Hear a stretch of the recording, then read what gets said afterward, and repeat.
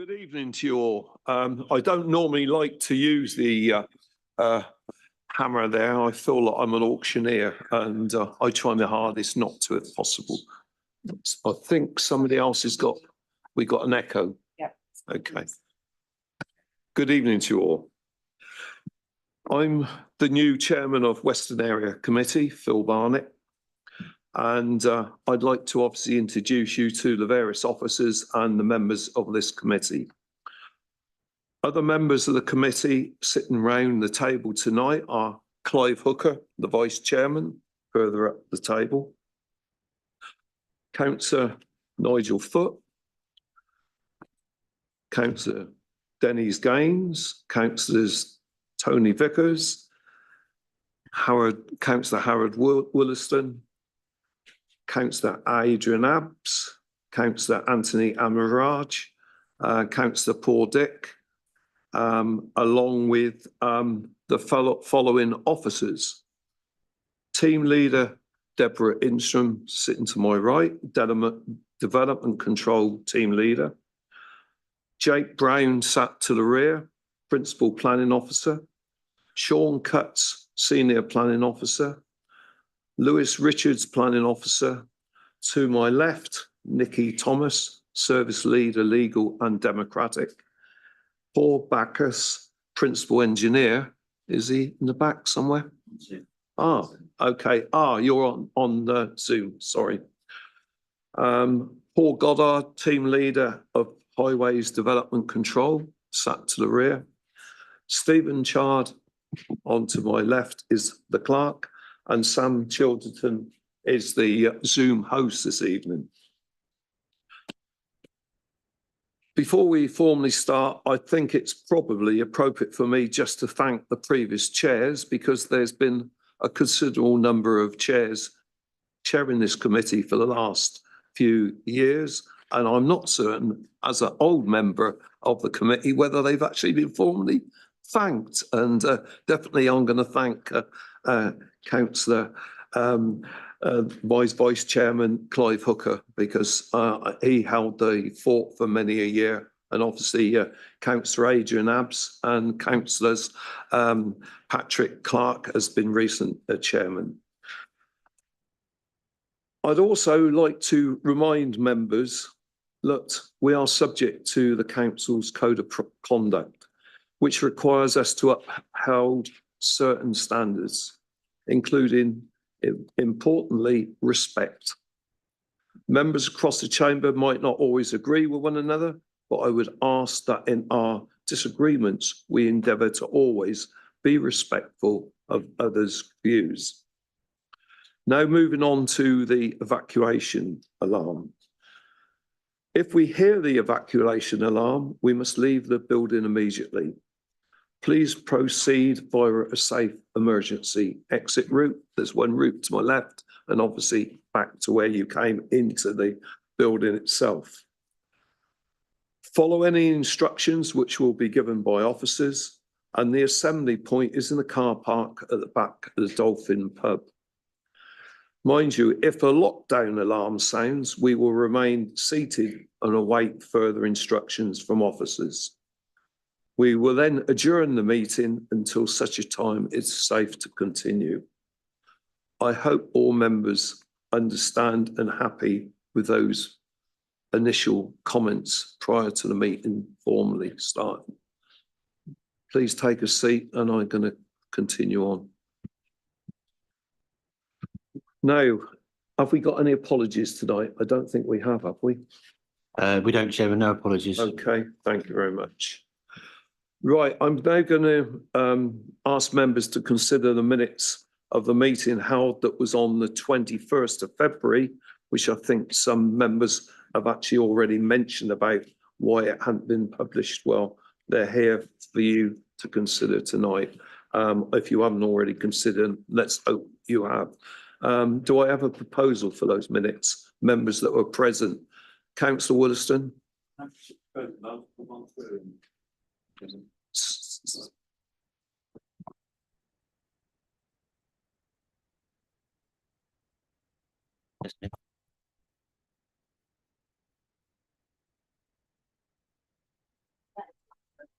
A key ingredient missing, sorry.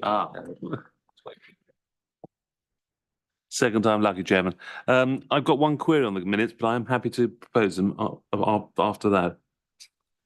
Would you like to identify what the comment is, councillor Yeah, Wilson? on item 15, page 14, there's a debate, a question as to whether the sill figure relates to the hold scheme or an individual property. I think it's probably an individual property, but I would appreciate clarification. Well, unfortunately, I can't recall exactly, but perhaps I can look to Stephen Chard. Does that bring back any memories, Stephen? It wasn't me personally present, but this is not, so it's a query rather than inaccuracy, isn't it? It is really, yeah. Yeah, yeah, so I don't have the answers, I'm afraid. In that case, Chairman, I'm happy to propose. Okay, does other members wish to have that included? Are you happy with a comment from councillor Williston? Wait a minute, can we just address that issue first? Okay. Does that, are members happy with the amendment that's been put forward? Could we just minute that perhaps the officers could come back with an answer Okay, for the next meeting, Chairman? do we need to defer the minutes totally or just accept them without that amendment?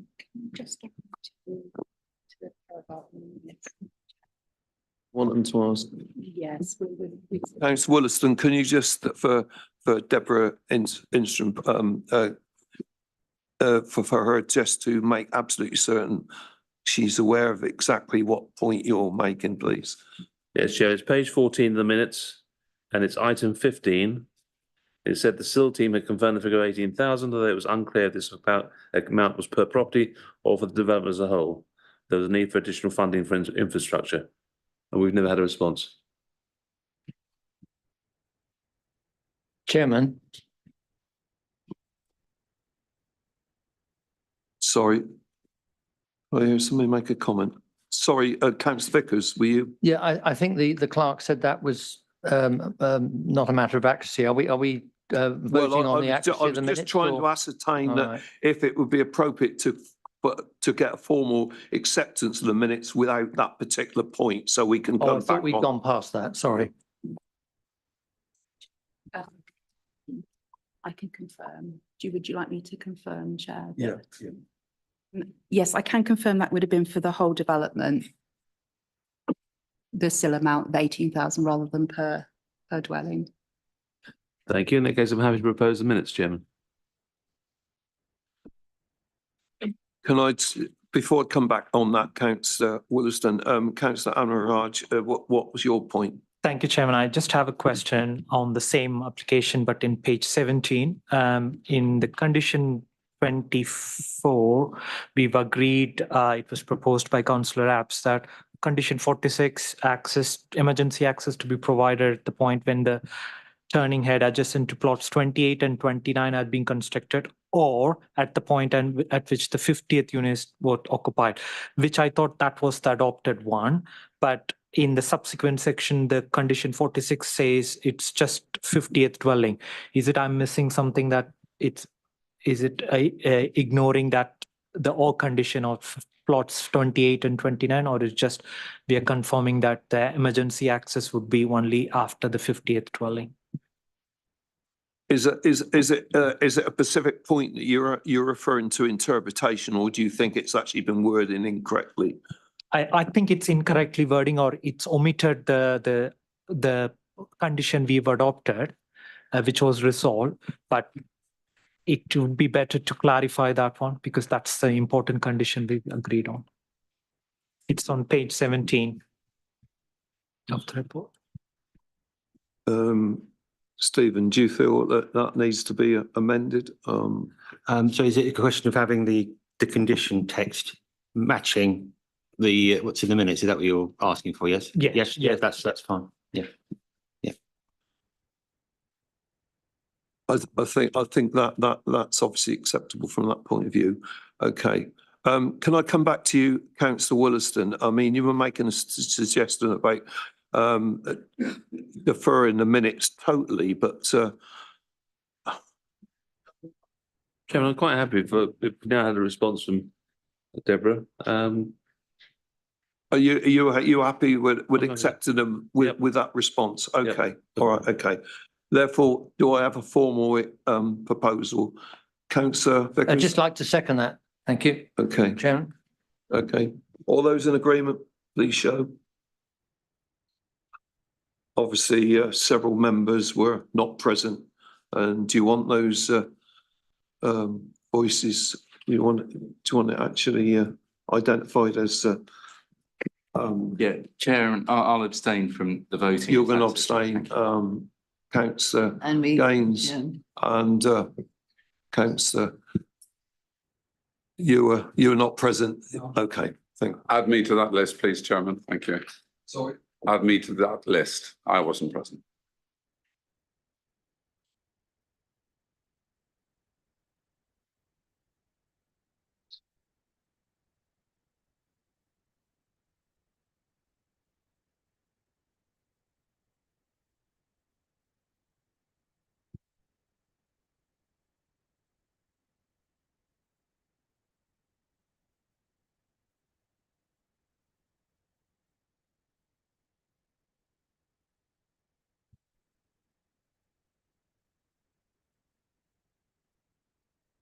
Okay, moving on then to declaration of interest. Going around the table, do we have any declarations starting with councillor Foot? Yes, thanks, Chair. I sit on Newbury Town Council Planning and Highways Committee, but I believe I have a dispensation to make an informed decision on the basis of what we hear tonight at this meeting. Thanks. Councillor Gaines? Okay. Sir Vickers? There's, I am on the North Wessex Down AONB councillor partners, and therefore any applications such as number 2, which are in the AONB, are of interest to them. Thank you. Going on around the table, councillor Wollaston at all? None, Chairman. Okay, councillor Hooker? Councillor Amaraj? Yes, Chairman, I'm the board member for number 10 Speen Lane application. I've been lobbied by the residents, but I believe I will hear the debate and make a decision based on the debates going on. Okay. Councillor Abs? No, no. None from councillor Dick. I suppose formally I opt to, although there's no applications in Newbury Town or Greenham. I am a member of Newbury Town and Greenham, both Newbury Town Council and Greenham Parish. And I was actually present at the discussions of Newbury Town Planning and Highways Committee when the application at Speen was mentioned. But tonight, obviously, if I am in a position if needed to use my vote, I will weigh up all the evidence and vote accordingly. Councillor Abs. Yeah, sorry, Chairman, I've just remembered back in May 2023, I was lobbied about the solar farm down in, sorry, it was so long ago, I slipped my mind, but yeah, May 2023, just before May 2023.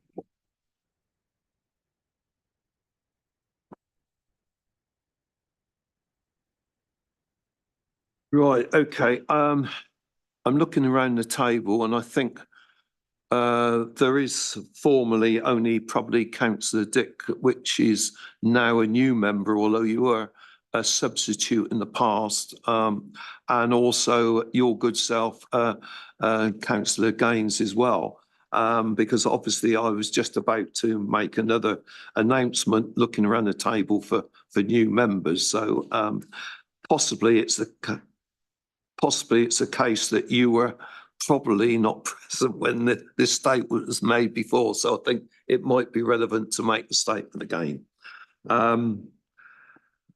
Officers will present the application to the committee, after which the following groups will wish to make representations for a maximum of 5 minutes each. And this is probably relevant for the audience in the back of the room.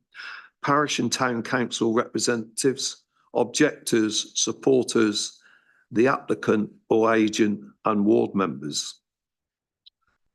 Obviously, the committee members will have the opportunity to ask questions of clarification of the speakers, and members will have the opportunity to ask questions of officers. I will then move on to the first application on the determination tonight. But before going through the process, I will just make a comment for the members round the table. It's been brought to our attention tonight that the representative, and presumably it's Cheveley Parish Council. Is it Cheveley Parish Council? No? Yes. Shall I do it later? Shall I do it later then? Shall I mention it now? Still mention it now. Sorry. Yeah. Okay. Obviously, there's been a representation from a objector and the parish of Cheveley in relationship to the misunderstanding or some lack of communication in regarding the request to speak tonight. Our understanding, there was a request made a fortnight ago, and we haven't been able to ascertain if that's correct or not. Working on that basis, that I think it would be appropriate for members to consider whether they wish to suspend standing orders to allow the speaker from Cheveley Parish and an objector to speak tonight. So really the question is there any comments or views or is that acceptable? No, I'm happy. Councillor Abbs. I'm happy to propose that that's acceptable, that we suspend standing orders when necessary. Okay, and Councillor Amaraj? Thanks. accept that? Thank you, Chair. I can second that. Okay, does that find favour around the table? Yes, sir. Okay, right, okay. So when we get to that subject, we will be suspending standing orders to allow the two speakers to make their presentations. Okay, moving on then to the first application. We have the officer, Jake Brown, that will present this particular application, and I'm going to hand the meeting over to you, Jake. So over to you for the first presentation. Thank you, Chairman.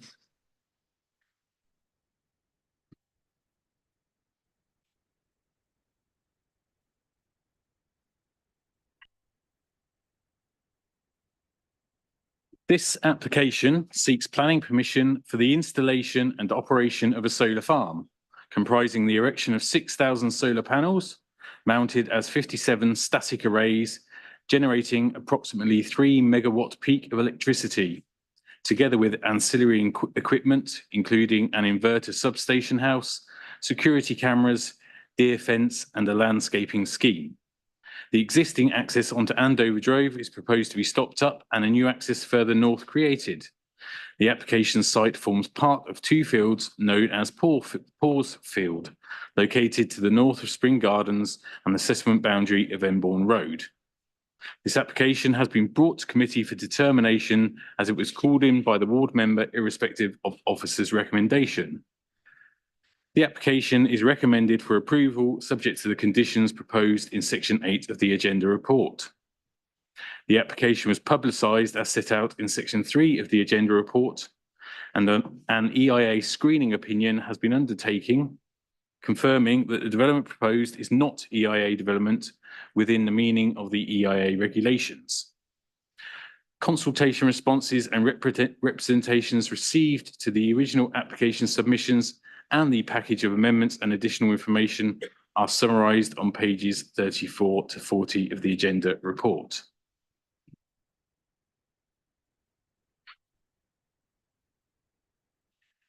Here we have a view of the western boundary of the application site and the existing access from Andover Drove, looking north-east.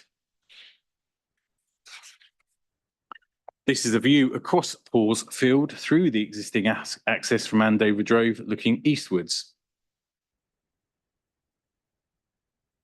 Here we have a view of the southwestern corner of the application site, looking southwest. and a view of the northwestern corner of the application site looking northwest. The proposed new access is located approximately where the red pointer is located. This is a view along the northern boundary of the application site looking eastwards. And this is a view of the southern boundary of the application site and Paul's Field with spring gardens beyond. A proposed native copse is to be planted in the approximate location of my red pointer here. And this is a view of the northeastern corner of the application site looking eastwards. And finally, a view from the eastern side of the site looking westwards. This is a view from the footpath within Spring Gardens towards the application site in the north beyond the trees. And here is a view from the rear of the Spring Gardens estate towards the eastern boundary of the application site looking east.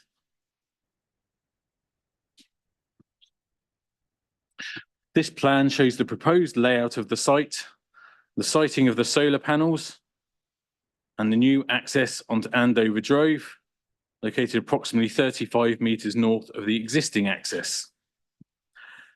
The green mesh gated access would be 4 metres wide, and the sides of the access road would be bordered by new hedgerow. The area shaded orange would be contour ploughed to create ridge and furrows and would be planted with a pollen and nectar-rich wildflower mix. Perimeter infiltration swales are shown in green here.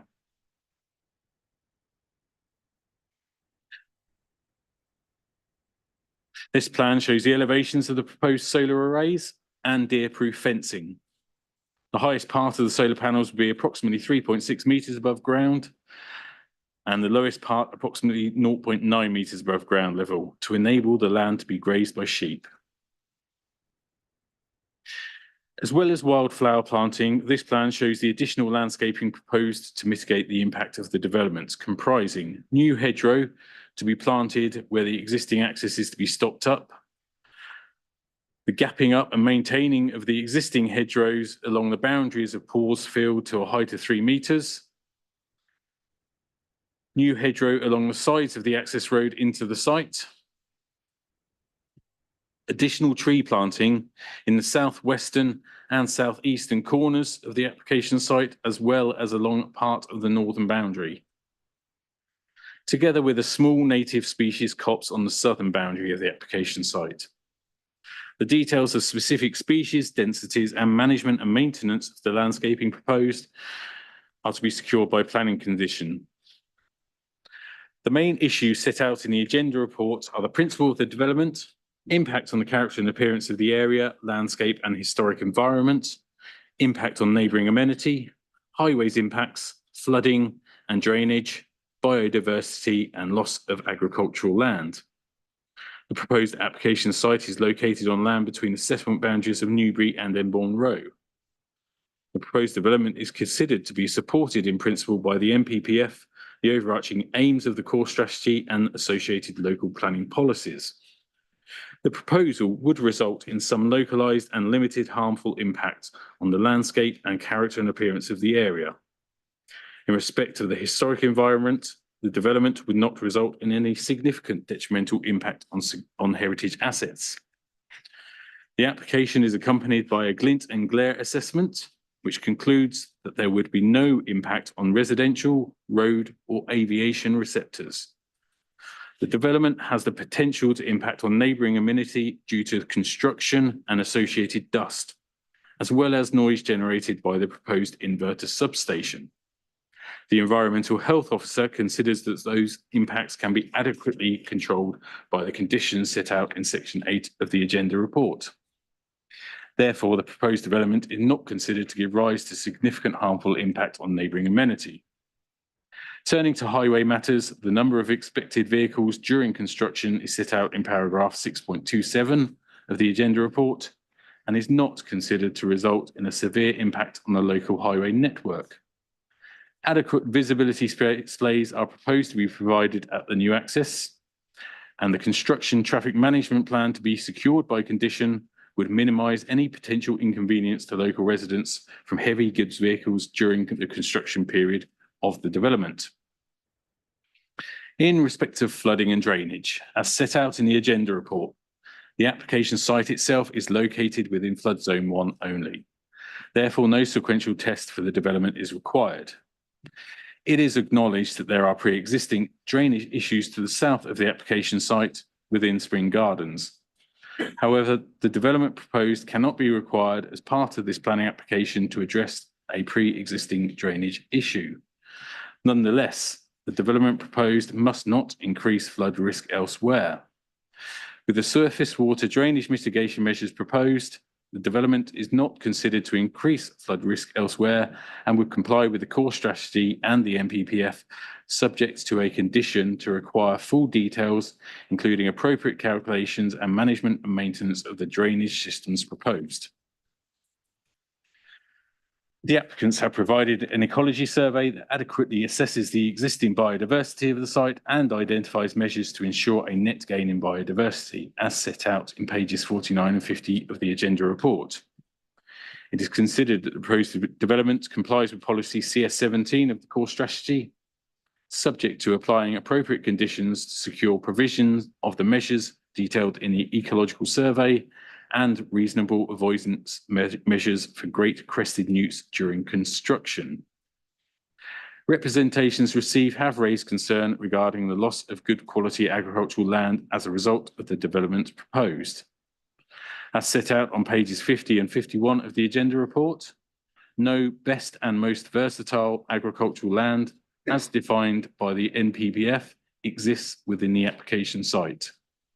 Furthermore, the site is proposed to be used for grazing by sheep, and the proposed development would not result in a permanent loss of agricultural land. In conclusion, the application site is generally well contained within the landscape, and although there would be localised and limited landscape and visual impacts, they are outweighed by the substantial benefits of the development proposed.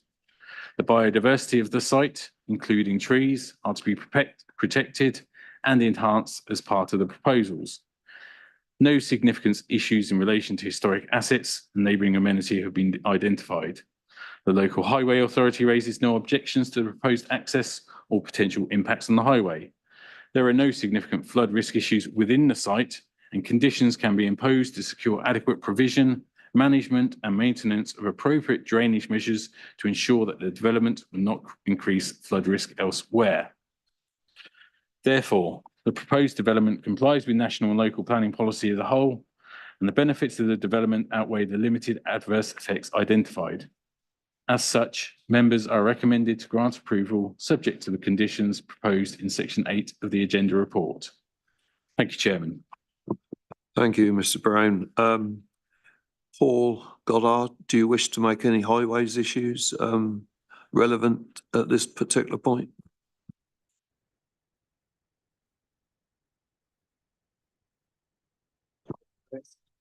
Right, and shout. Oh, that's better. Well, that's better. Thank you. Thank you, Chairman. Jake has mentioned quite extensively highway issues, so I will be relatively brief. Your highway officers are satisfied with the proposed new access with regards to width and sight lines onto the Andover Drove. Construction activity is expected to last 4 weeks, and the amount of construction vehicles, as mentioned, is mentioned in paragraph 6.27, of which 58 lorry movements are expected. The lorries are expected to be up to 12 metres in length, 58 lorry movements, so that's 29 in, 29 out. Once construction is completed, the vehicle movements in association with such uses is always extremely low.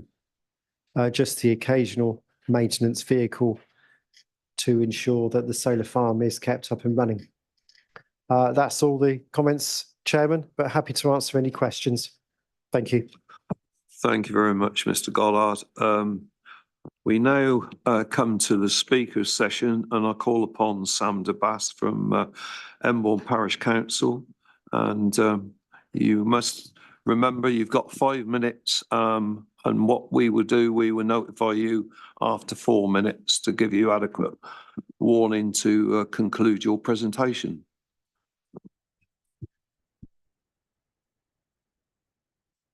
Now it's on. Okay.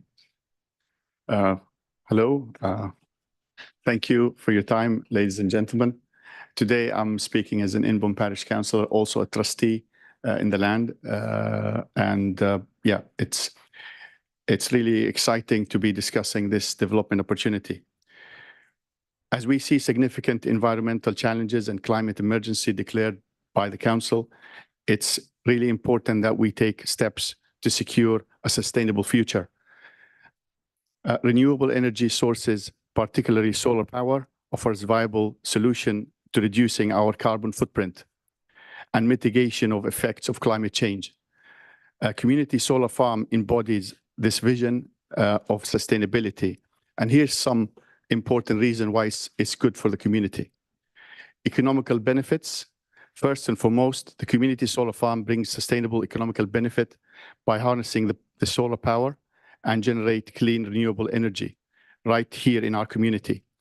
It's not only reduces our dependence on fossil fuel, but also creates local jobs in construction, maintenance, and management of the solar farm. Moreover, it provides an opportunity for local businesses to thrive and reduce their energy usage. Energy independence. One of the most compelling reasons to support community solar farms we see in the country is actually there's a look at promise of energy independence. By providing our own renewable energy, we reduce our reliance on external energy sources, which can be subject to price rises and supply and demand. This autonomy provides a sustainable, predictable energy cost, and it's hopefully going to be part of the big picture in the country. This initiative, by the way, was mentioned by The Guardian in an article newspaper 2 years ago, that the title says, UK should mobilize an army of volunteers to transform energy landscape. And we're not the only community solar farm. There's community solar farms popping across the country. And finally, educational opportunity. In working with Newbury College and the Renewable Centre, the solar farm offers educational opportunity. It serves as a living laboratory for our school and community members to learn about renewable energy technology and sustainability practices. The importance of environmental energy is going to be really elevated. Engaging our youth in such initiative inspires the next generation of innovators and leaders who will continue championing sustainable practices. In conclusion, the establishment of a community solar farm represents a significant step forward for our community. It's a project that aligns with our values, offers tangible economical and environmental benefit. So let's seize the opportunity and lead by example and show a collective action to create lasting positive change. Let's build a brighter, greener future. That's all from my side. Thank you, Mr. DeBass. Just wait there. There's possibly questions around the table. So questions from members to Mr. DeBass? Right. Perhaps. Can't resist. Good evening, Sam. Good evening. You talked quite a lot there about community benefit in terms of energy and so on. And then I'm looking through the papers, it talks about, you know, local tax and this and that. How are you building that together such that the community will benefit directly? So I'll actually defer the question to Jane, who's going to present later, so we can keep that in mind. But we will, the local community can actually invest in a local community solar, and they will be that part of that community. But I'll defer to Jane, where she will have a bit more detail on that. Okay, I'll ask the question again later. Thanks. Yeah. Bye. Councillor Hooker. Thank you, Chairman. Thanks for your presentation. You just mentioned slightly there your trustee. Yes. Presumably that's trustee of the land. Yeah. Would you like to expand a bit on what that land is and you're trustee of what? So I'll give you a hint, allotment. So, yeah, it's basically poor common, it's a land, it's a allotment, and it's used for we actually now having for sheep, and it's used for, basically we get some grazing money for it. That's what's actually being used now for. Thank you. Did you get any response from the villagers on the fact it's the loss of allotment land?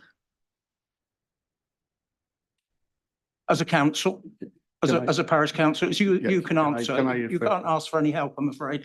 He's not mentioned. Is it? I'm asking you as the parish councillor. Were you as a parish council approached as the serious loss of allotment land for this development?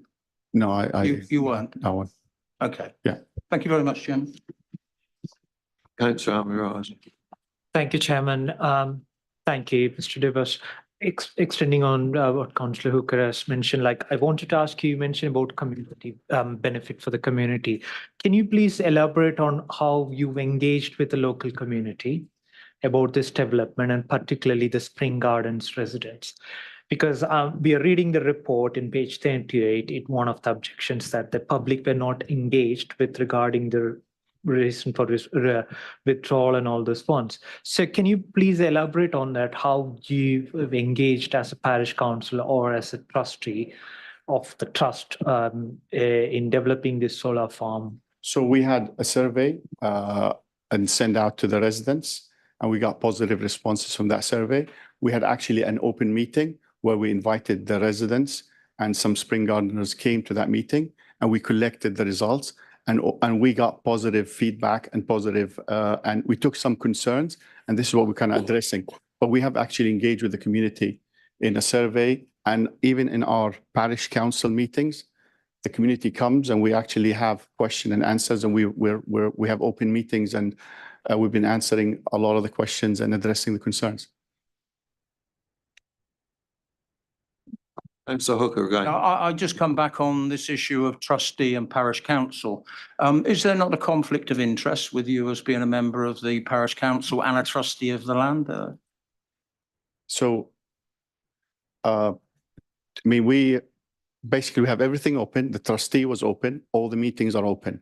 So we're, with that proposal is put forward, and we're getting more councillors and the other councillors who are not trustees. So we have, and in support of this proposal. So I can see your point of raising this, but we have been open. All the minutes of the trustee, most of the minutes we have are actually in the open, and we're gonna have a meeting with the town after this decision. A supplementary, Chairman. I mean, as a parish councillor, though, when this was discussed, did you declare an interest and push your Yes. chair back? You did. Thank you. Yes. That's the most important thing. We declare the interest, and everybody knows our roles. Any further questions? Any further questions at all to Councillor Debas? I say Councillor Debas, I bet, because you're obviously councillor. No, I'm just going to say Town council. Okay. You can be relieved. Okay, thank you. I now call upon the objectors. I've got down John Lyons, Tom Jones and Stuart Gregory. Now, I don't know whether one is going to speak. Yeah, I will speak. You're going to speak because obviously if you all wish to speak, you're going to get a reduction in you would have to split it between yourselves in 5 minutes. So you're going to speak for the 5 minutes and then be subject to questioning or your colleague as well, correct? Thank you. Okay. Just to address a couple of last questions. Firstly, allotment, yes, that was in the objections. And secondly, I'd say look at the numbers of people that engage. Right, okay. If you can start, because if you're going to make other observations, you're losing part of your 5 minutes. Okay. That's all I'm saying. Good evening, committee. My name's John Lyons. This is Tom Jones. This is Stuart Gregory. We are residents of Spring Gardens. So we are not opponents of solar energy or tackling climate change. Some good points have been made. But we believe that these developments are best placed on factories, over car parks and brownfield sites rather than cluttering a countryside in a place of natural beauty. It's a shame that some of these other sites have not been considered. Significantly more people have opposed than supported this development on both applications. Residents' concerns do need to be listened to. So, the committee meeting report minimises the current impact of surface water flooding into Spring Gardens from the proposed site after heavy rainfall. This is what it really looks like when it's bad. Not to mention, it's getting worse. It damages, it blocks their drains with silt at cost to residents, not to mention the hazard in the winter months and risk to property. Recently, water has been breaking out of the proposed site in different places and getting very close to property. So please understand, we're not difficult, we're just genuinely concerned. So until current flooding is addressed, we believe it is nonsensical to put this development on a slope behind our estate. The latest application has 26% more solar panels, which means more water runoff and increases flood risk. The developer's plans, they seem to change consistently. Initially, a large attenuation pond was proposed, then contour ploughing of ditches and furrows, and more recently swales were added, with no account for the silt that will eventually end up in Spring Gardens drainage. This consistent changing of direction casts uncertainty surrounding the right measures to put in place. This is reflected in the latest FRA and the committee report. I quote, "Design of the swales cannot be expected to eliminate all surface water runoff until within the field, and water will inevitably continue to flow down the hill. Exceedance remains possible." I quote, "Sustainable drainage measures still need to be submitted and approved, including runoff calculations, infiltration, discharge rates, and an ongoing maintenance plan." So the developer's proposals have no provision regarding mitigation measures. Ditches, furrows, swales will require ongoing maintenance considering the life of the solar farm, 30 years. I would emphasise that many residents believe that the current flooding issues we have relate to poor maintenance of field drainage ditches. So whilst we're glad that a range of pre-commencement conditions are being asked around drainage, landscaping and decommissioning, we would appeal to you to only consider approving this proposal once the long list of outstanding questions have been addressed, not before, and ensuring that there's going to be no risk to residents at all. That's all we want. In addition, the measures agreed with the developer do not go far enough. There is no reference to financial dealings, dealing with associated costs in case the applicant cannot carry out their activities during the lifetime of the solar farm. There is no legal obligation to hold the developer to account. The current proposed measures are, at best, loose and represent a major threat for people living nearby the development. If this development— You're on 4 minutes. If this development has to go ahead, please strengthen the planning condition through a 106 agreement, similar to Locks Farm in Hampshire, addressing 1, creation of a local community fund destined exclusively for the protection of neighbours of Spring Gardens against flooding. 2, provisions regarding the maintenance of a drainage ditch and other permanent solutions to prevent recurrent flooding of Spring Gardens. 3, a financial security in the form of a bond or equivalent held by a financial institution to cover the costs of ongoing maintenance and decommissioning. 4, updated decommissioning costs and projections every 5 years, including a mechanism for updating financial security accordingly. And finally, a detailed process around decommissioning of the solar farm when it's no longer Can you producing conclude, energy. please? We're up to 5 minutes. Thank you very much for listening to us and thank you for your time. I'm happy to take any questions. Thank you. Questions, members? Right, Councillor Vickers first, and then Councillor Gaines. This issue of allotments, Mr. Lyons, I've just been looking on every document I can find about the Poors Field Charitable Trust. It's not mentioned once, so where does it come from? So I can answer this. So it was given during the Enclosures Act.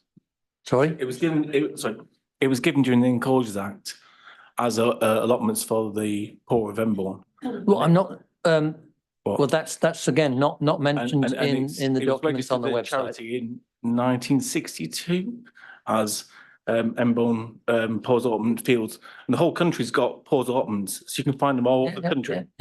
Yeah, I agree. and I that's agree. it. Allotments are one of the uses, but it's not Yes. the exclusive use. Half the field was allotments, and the other half was rented out to a farmer, and the money from that was given to the church to give as bread to people that came to the church on Sunday. I'll defer to you, but all I can say is there's nothing that I can find in writing on that, and it's not been mentioned to me as ward member at any stage until this evening.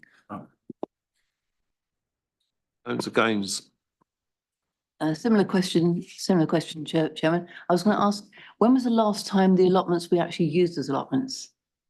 There was registered in 1962, so it was still allotments then, and it appears on an OS map, I think again in the 60s or 70s, yeah, but I I can't appreciate- find, yeah. I can't find a definitive date. No, There's no records. I appreciate the history. When was the last time allotments were actually used? in that site? I can't find any evidence. So of it. nobody's actually used that site as allotments for some time? Not in recent times. No, but Thank you. that's not saying no choice.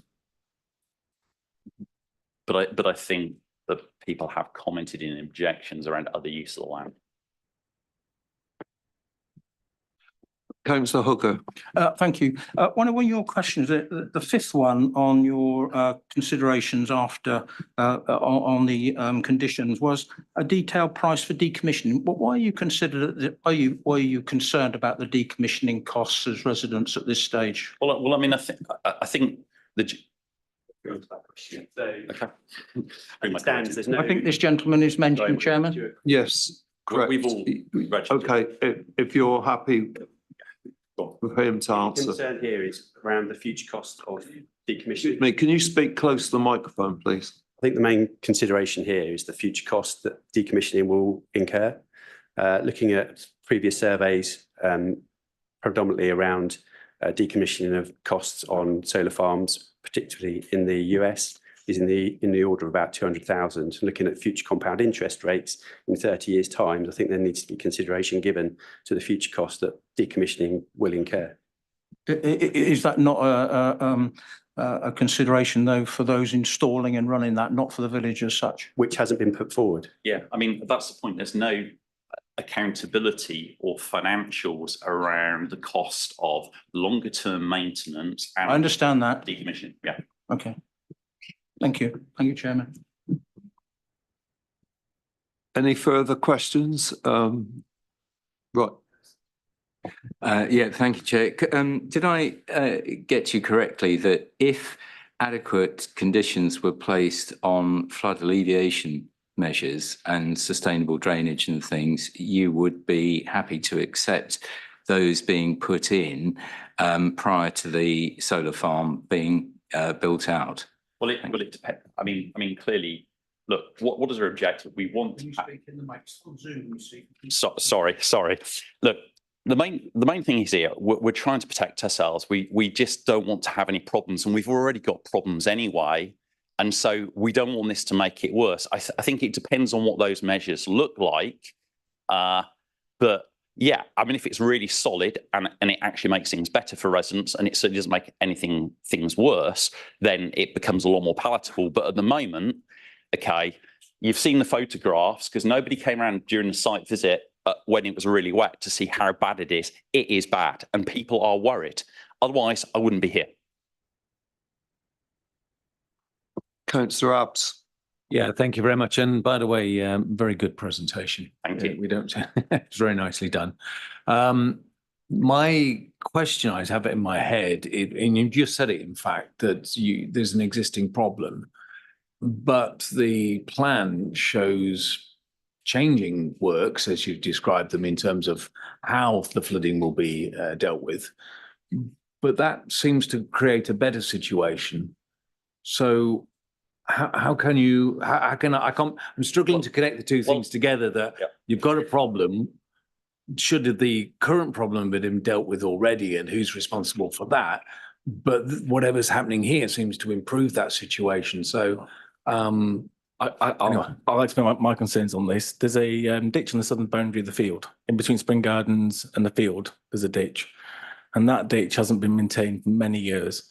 In 2016, 2 trees on that ditch have gone over, and that caused a break in the ditch. That ditch is not being maintained. No, when you plough the field to do the solar panels and the rain comes, you're going to get more silt coming down. And as that silt is filling what's left of the ditch, the issue is getting worse and worse, and that's why we're getting more issues.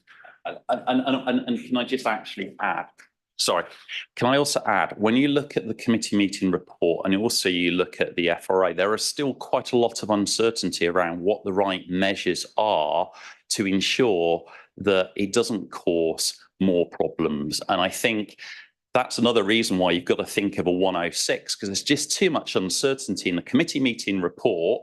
And even the latest FRA indicates that there's some level of uncertainty. So we don't want any uncertainty, because frankly, can basically almost surf past this guy's home. That's how bad it is, right? And maybe I'm making a joke, but I'm not joking. I mean, like, we've had people in tears, all right? And you guys have proved our estate. So we're relying on you to do the right thing by us, as well as the environment. We love the idea of a solar farm. We just don't love the idea of it on the site behind us, potentially at risk of causing more problems. Yeah, obviously, as a committee, though, we're constrained by planning policy and what we can review. We don't have infinite powers to just do whatever we want. Well, we have to be guided by the officers on what we can do, what conditions we can apply, and so on and so forth. I think if the officers behind me are taking note of those, and assume I'll be asking for clarification on those points. Anyway, so I appreciate the presentation. It's very well done. So thank you. Thank you. Okay, thank you, members. From the chair, I mean, comments have been made from your good self regarding your presentation on runoff and obviously the effect of flooding at the back of M1 Road. And my knowledge is that it's happened for years. I used to play down there when I was a kid, so I know what it's like. But clearly, from what you were saying, is that correct? There is actually there is a drainage at the back of Spring Gardens, which actually should alleviate the problem. No, but it's not alleviating the problem. No, there's a drainage ditch in between the 2 sites. So in between the field sites, which is this one. It's not going to alleviate that. But this is now blocked. And it's not flowing. And Sorry, I've been asking to have this. May I raise a point of order? We're not supposed to introduce new material. No, I know, but he did mention about the flooding and about the runoff, and I wanted to make sure that I knew exactly where it was going at the moment. And he's just made a comment. It should be in a channel, which clearly is not being maintained. No, the only point I was making, Chairman, was that unless that material is in the pack, then as a committee, we're really not supposed to. No, it's been submitted. This was all submitted, but the trouble is, what you've seen are photographs that are during dry periods, not what actually reflects when we're having that, when we're up against it. And this is what it's like when we're up against it, and no French drain will relieve this. Totally sympathetic to that, but there's some rules we need to follow. No, also it's been submitted. Thank you. Thank you very much, Bill. Okay, cheers. Thank you. Chairman. Chairman. Sorry. Just an observation at this point. Maybe we didn't make advantage of a presentation of the officer, Mr. Bacchus, on this application, who is the drainage highways engineer. At the moment, we're going to only be able to ask him questions on what's been presented as opposed to on what he's presenting to us on this application. He's on Zoom, and I just ask you to maybe consider with the 2 officers when Mr. Bacchus could do a presentation to this committee on this application from West Berks Council's point of view, as they've assessed this and obviously said that as far as they're concerned, the drainage at this stage of the proceedings is acceptable. Chairman, can I echo that, please? I have some questions, not for the presenter so far, but for the officer who wrote the report all around drainage, if that helps. Is it appropriate to ask Mr. Bacchus at this point? Or can we ask him? Can I ask him at the time when Paul Garner speaks? Yeah. Okay. All right, okay. I think members, at the time when you have the opportunity to question Paul Goddard and also any other officer that feels it's appropriate to speak, I think it would be appropriate to raise these points, and it might be the case that the officer then might need to refer to Mr. Backus at that particular point. Okay, is that helpful to you, Councillor Abbs? Councillor Dick, okay, and Councillor. I'd still like a presentation. I'd still like a presentation or some words from Mr. Backus's point of view, as opposed to asking him questions of the objectors' questions or concerns. It just gives Mr. Backus a bit of a heads up that we might ask him to do a short presentation when he comes back off the Zoom. Okay, all right, okay. I think it's be appropriate after when we get the chance to speak to and question officers, Councillor Hooker.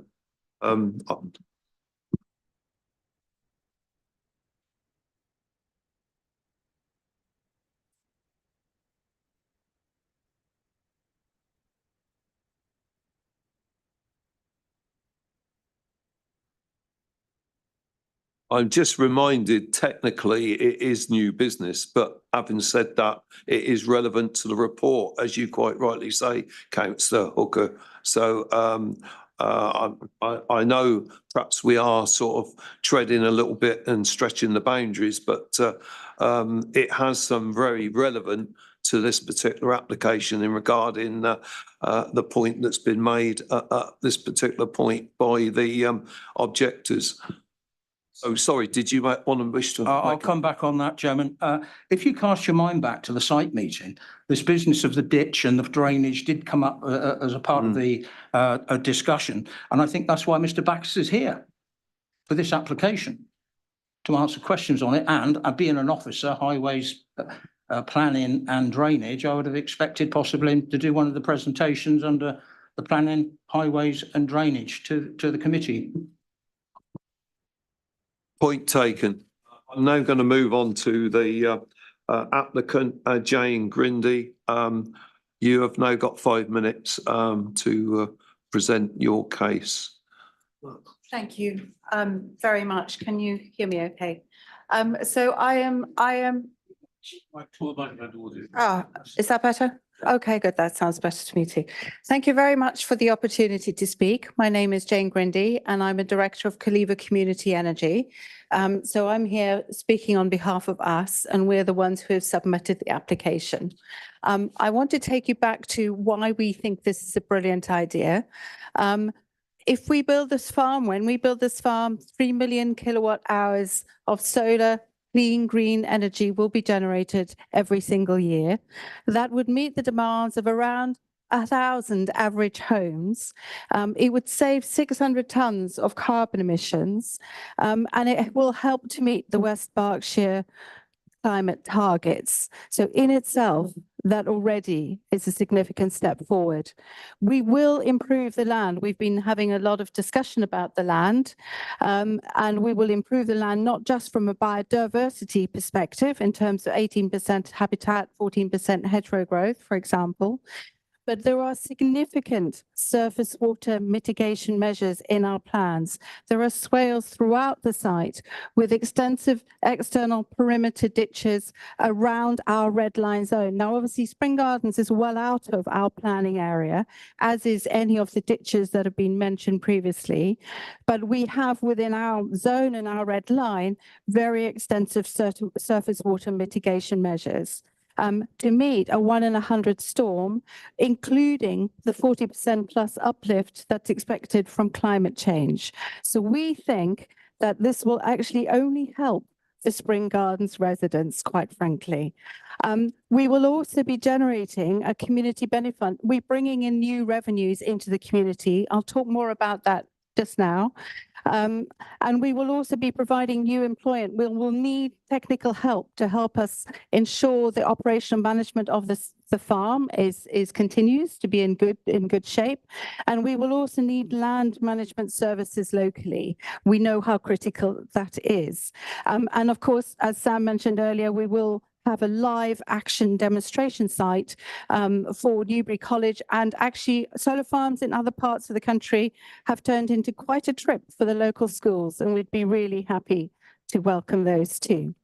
So I wanted to come back to the distribution of the community benefit funds.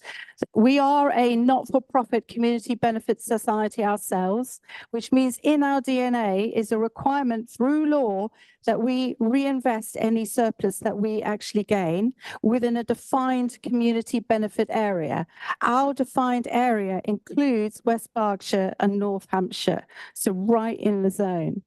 Our lease agreement with the trust, the Enbourne Field Trust, covers issues in quite some detail about decommissioning and ensures and dictates to us that we have funds in place to cover off those kinds of issues. So you don't need to worry about that. But it also ensures, and we have agreed with them, that they will take ownership of any of the community benefit funds that we raise. And their policies, their policy is to then produce grant funds in line with reducing the carbon footprint of Enbourne and surrounding parishes, poverty relief for the residents of Enbourne, and educational support for the residents of Enbourne. So the whole purpose of all of that is to make very sure that the Enbourne residents actually benefit directly from their own local community solar farm. So that's legally agreed between us and them. There, as Sam mentioned, also local investors who would like to invest behind the costs of installing the solar farm could also benefit directly themselves should they wish to do that. Before we even came on board, there was extensive community consultation by the local parish You've got council 1 minute. and trustees. So just to finish off on that, we've always felt we had a majority support, despite the obvious, very strongly felt issues from Spring Gardens. And obviously they have a number of fears that they are concerned about. But we, as I said previously, we really believe we're helping to mitigate those with our plans. And we will continue to talk to them as we progress in the future. Thank you very much for your time. Thank you very much. Questions, members? Yes, okay, right. Councillor Amavraj. Thank you, Chairman. Thank you, Jane, for the presentation, for highlighting the benefit.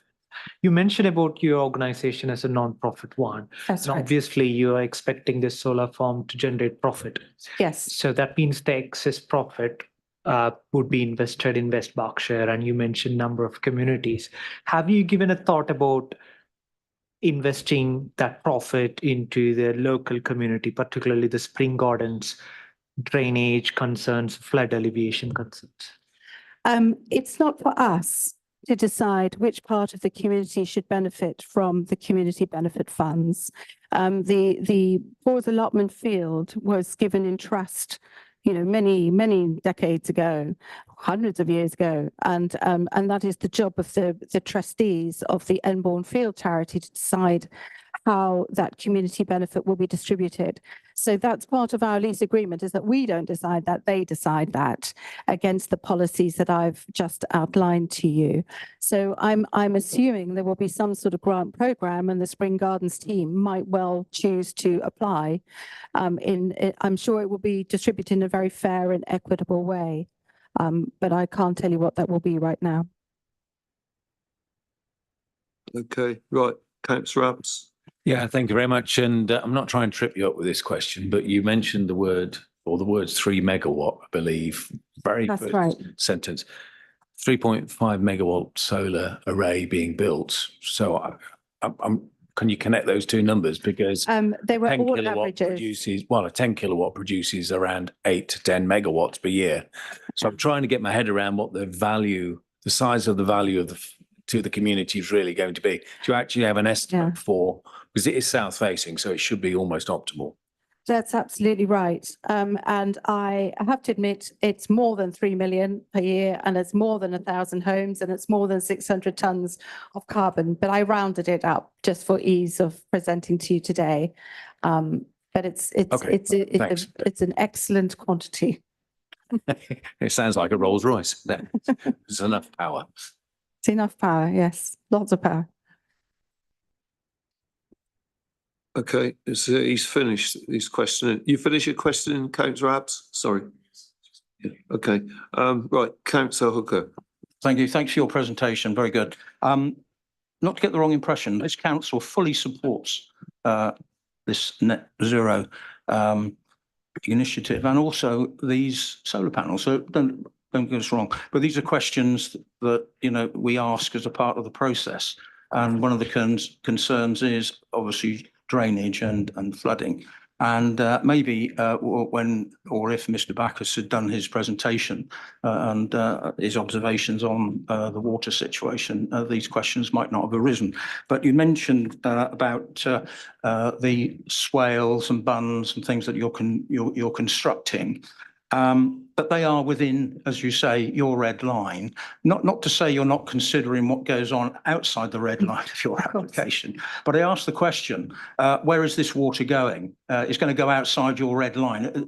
What provision can you make to ensure that it doesn't further become overflowed or whatever, and then cause a nuisance? I think, well, you will all know better than I, but I think our requirement is to ensure that we don't make anything worse. And what we have tried to do is make things significantly better. And I do believe that one of the conditions is about infiltration rates, which we will obviously make sure that we abide by. Because we can't stop it raining, we can't stop the water flowing down the hill. That's going to happen. What we can do is hold it back. It's surface water mitigation measures and slow it down so that it has more time to infiltrate. That's asking the question. Does that answer your question? Great. And the other question, if I may, Chairman, is you talk about the maintenance ongoing of 30 years. Sure. Presumably, will you put a management company in a contract for people? Is it grazing you're going to put in to keep the grass down and the silting up of the bunds? A bit more detail on that, if you would, please. Yes, of course. And that again is one of our conditions, is to make sure that the maintenance plan is approved. But we are planning on sowing wildflowers and they will be cut once a year.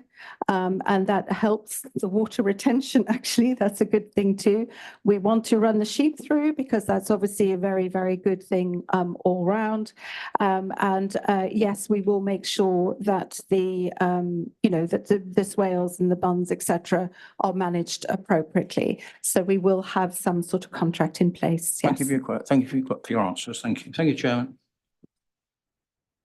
No further questions. Thanks very much. Thank you. You can return to your seat.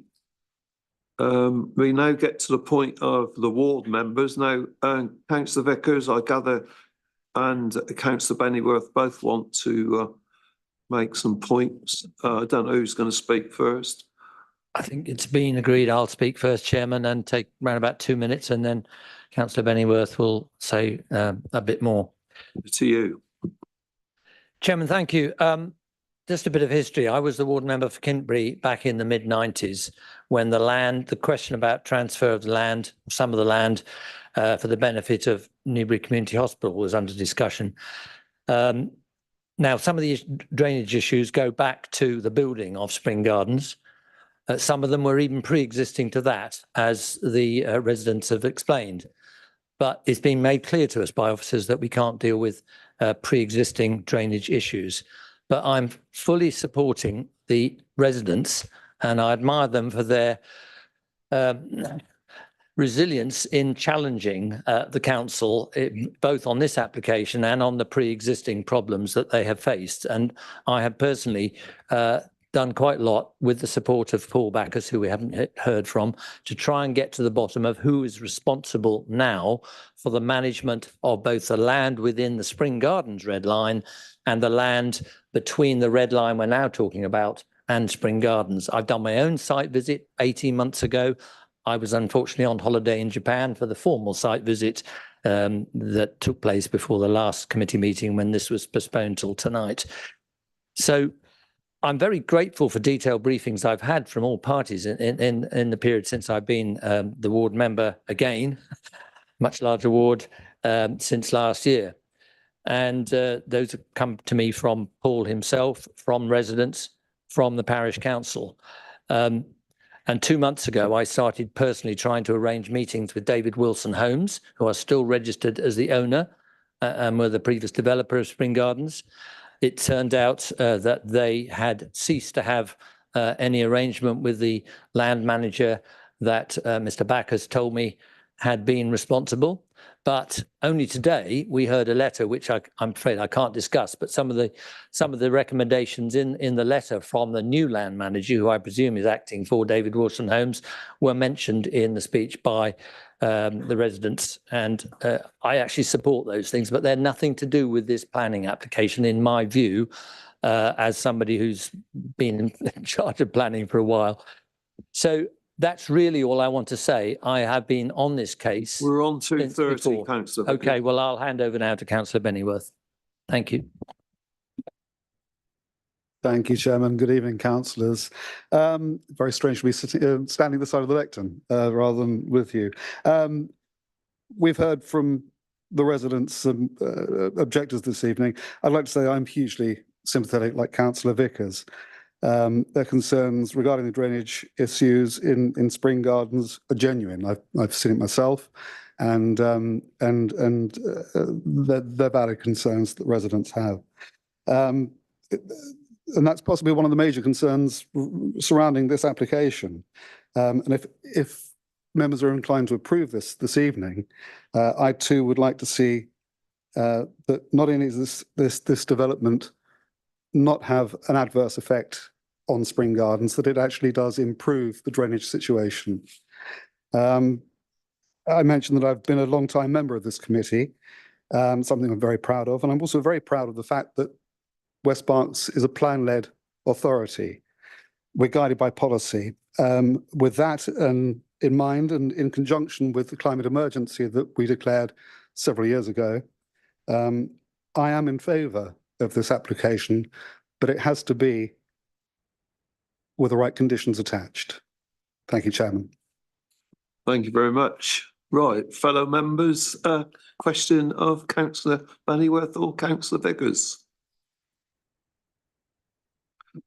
Right. It's only a very quick one. I don't need really for either of you to put your hand up, but I understand that the calling was from an office, from a member, irrelevant of officer's recommendation.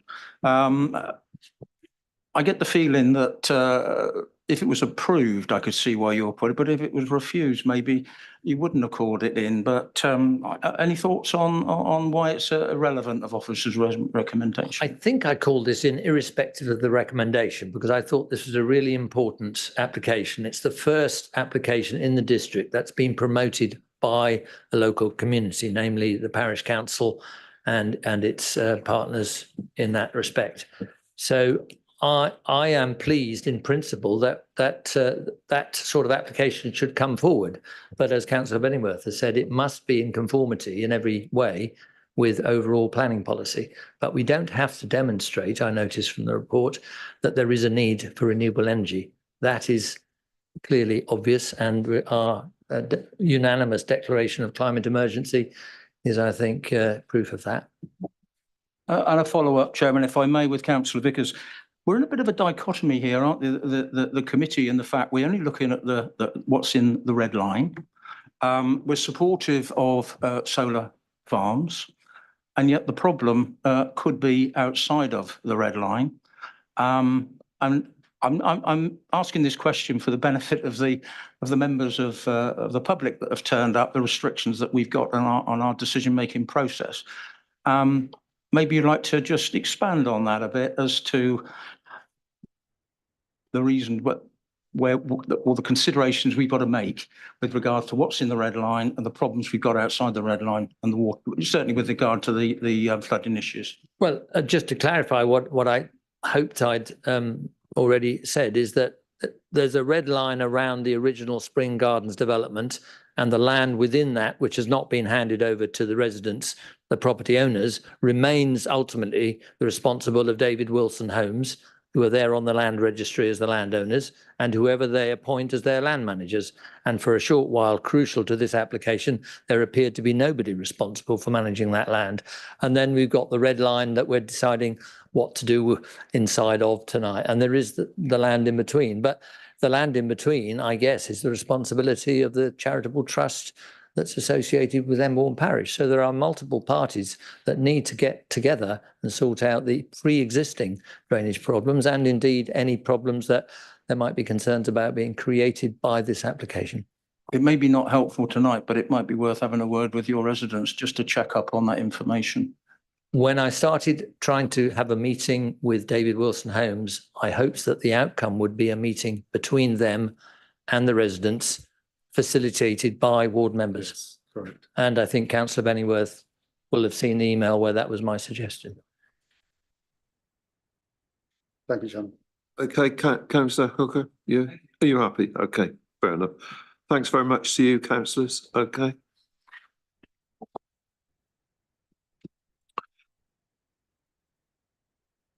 Okay, switched off, is it? Okay, all right. Right, we now, as members, have the opportunity to ask questions of Jake Brown and also Paul Goddard. And sorry, is that a point of information? No, okay, you're already getting your hand up, are you? Okay, fair enough. And obviously, is Paul Bacchus on Zoom? Because clearly some of the questions might be in that direction.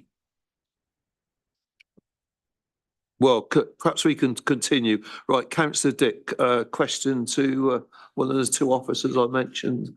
Thank you, Chairman. Thank you for the opportunity, and thank you to the officers who wrote the report. It's well written and it was helpful. I went on the site visit, which was of great interest, and obviously read the papers carefully. My understanding is, and I do view this positively at this point, my understanding is that we can't be responsible in this application for solving issues which pre-existed and are not directly connected. Having said that, clearly drainage is the issue, and I'd refer the officer either behind me or in front of me, whoever's most appropriate, to page 35 in the report, where it describes the West Berkshire Council lead local flood authority. And I was looking for assurance in there, and there's three parts of that report on page 35, which I need clarification on. In the first paragraph, 5 lines down, if possible, that expression worries me. In the same paragraph, the last line, may also, is not what I would call definitive. And then in the last paragraph, 4th line up, unlikely. So those are the words that I'd like clarification on. I appreciate,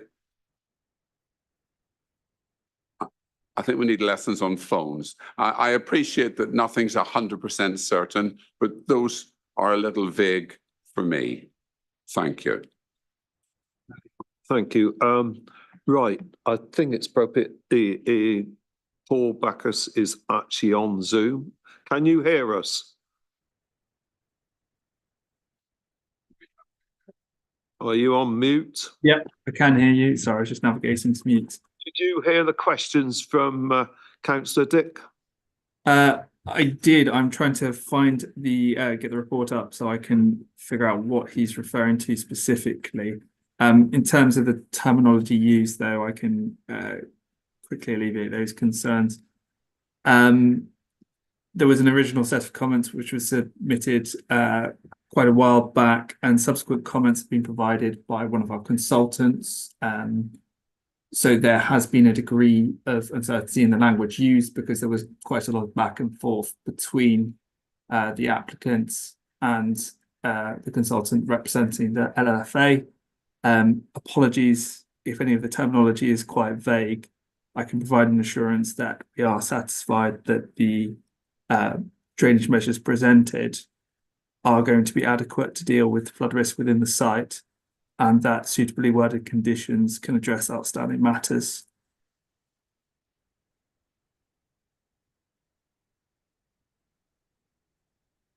Sorry, Chairman, that really isn't an answer, because it's not those three phrases, it's the context of each one of them, which is why I referred the Sorry, report. can you give me the full information then? I specifically asked if you heard what Councillor Dick was questioning, because he made 3 specific points, and he's just said that he felt you really need to address them in detail, if you could please. Yes, but sorry, I'm trying to pull the report up right now. I can't, I'm not sure what particular element he's referring to with regards to the use. Perhaps he could note those things and we can move on and come back to them. He needs to have the report in front of him. It's concerning he doesn't. Are you going to be able to address them in the next few minutes, or because there's obviously other questions members can ask of the other 2 officers, but can you come back in a few minutes with the answers? Yes, I can. Apologies. I did have the report up there. However, my tabs were closed, probably due to a technical glitch. Okay, right. On members' questions to Jake Brown or Paul Gollard. Right, Councillor Amiraj. Thank you, Chairman. Again, my question would be primarily on the drainage measures, so because we're all supportive of the solar farm and the renewable energy. Number 52, page number 52, the drainage measures, it says the condition. I'm going to the condition directly because I want to clarify the points made in those conditions, because that's the crux of the application, isn't it, for us to consider. It says no development shall take place until the details of sustainable drainage measures to manage surface water, blah, blah, blah, are submitted and approved in writing. My basic question is, why this has not been made prior to the decision-making process? Because we have to give a conditional approval, presumably, based on this condition. And what I'm asking clarification is the number 1 point, which says, number 2, 1C, it says soakage testing shall be undertaken in accordance with the BRE 365 methodology. My question is, what if the soakage testing results come against this, and then we allowed to start this development, and then the subsequent paragraphs says the development shall not start generating electricity until the drainage measures have been completed. Suppose by that stage, I assume that we would have completed the development and we're just asking them to not to generate electricity. I think this looks a bit ambiguous and kind of silly to me, because to not understand the drainage measures in full and soakage testing and all this kind of testing prior to this application, is there any reason for us to not do that prior to this application being made? That's the first question. Okay, right. I'm looking around the room to see which officer feels it's appropriate to answer. It's very joke. I'll try my best, Chairman. It's quite common for applicants not to submit complete and full detailed drainage assessments, infiltration tests, detailed designs, management and maintenance plans for sustainable drainage systems as part of applications. It's quite a burdensome arrangement to put on applicants and can be quite costly and timely. And so it's very commonplace that the very detailed elements of drainage proposals are often left to conditions to be decided at a later date. So once the applicant has got some assurance that they've got permission being granted. In this particular case, quite a lot of drainage information has been submitted. A lot of the calculations have been submitted. A lot of the detailed designs have been submitted. And that's just given sufficient assurance to officers that the surface water can be managed, adequately managed, and within the site to not increase flooding elsewhere. And so we are preventing any development from taking place. If for any reason the infiltration testing is not acceptable to us, then they won't be able to develop the site. And they'll have to come back with a different form of development or a different way of dealing with the surface flood water. So that's the first trigger point of the condition. So we are preventing development until we have sufficient information. We have a reasonable prospect of there being adequate infiltration within the site from the information that's already been provided.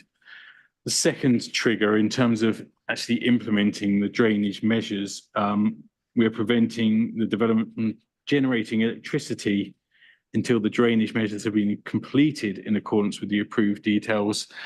I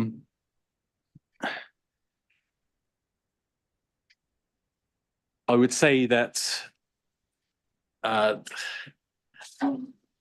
it is more likely that the majority of the drainage measures will be put in place prior to the solar panels being sited, given the fact that the majority of the drainage measures comprise ridge and furrow ploughing that run throughout the placement of the solar panels.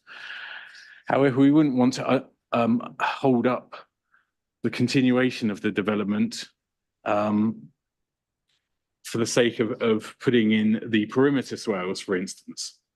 But yet we want to have a suitable trigger there to prevent the development actually starting generating electricity to ensure that those perimeter swales are in place.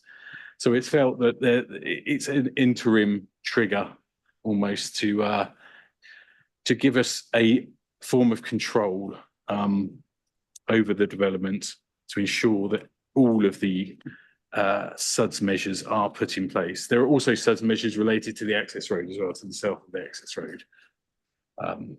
So I hope that gives you some clarity on that condition. I see you're smiling, Councillor, but is that a satisfactory answer to you? What like I will not comment on whether it's satisfactory or not, but I'll take in those comments and feedback because officers have looked into this and kind of like the development will go ahead. That's what I'm getting from that. And then there will be a timeline for measures to be implemented from that testing. And until that time, we will prevent that kind of electricity generation. My Chairman, if may I ask on the supplementary question on the same thing? Yeah, continue on. Yeah, so can I request officers to project the amended flood risk assessment and surface drainage plan? I've read the plan, and I think in the interest of time, I wouldn't ask so many questions on the plan itself, but I just want to point out to page 25. I've opened that in front of me.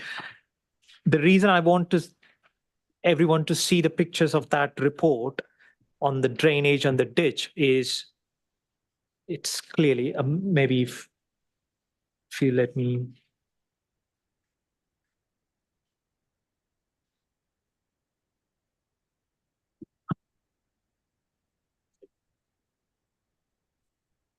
Sorry, 25, page 25 of the flood risk assessment and surface water drainage plan. Not in the report, but it in the documents attached. So.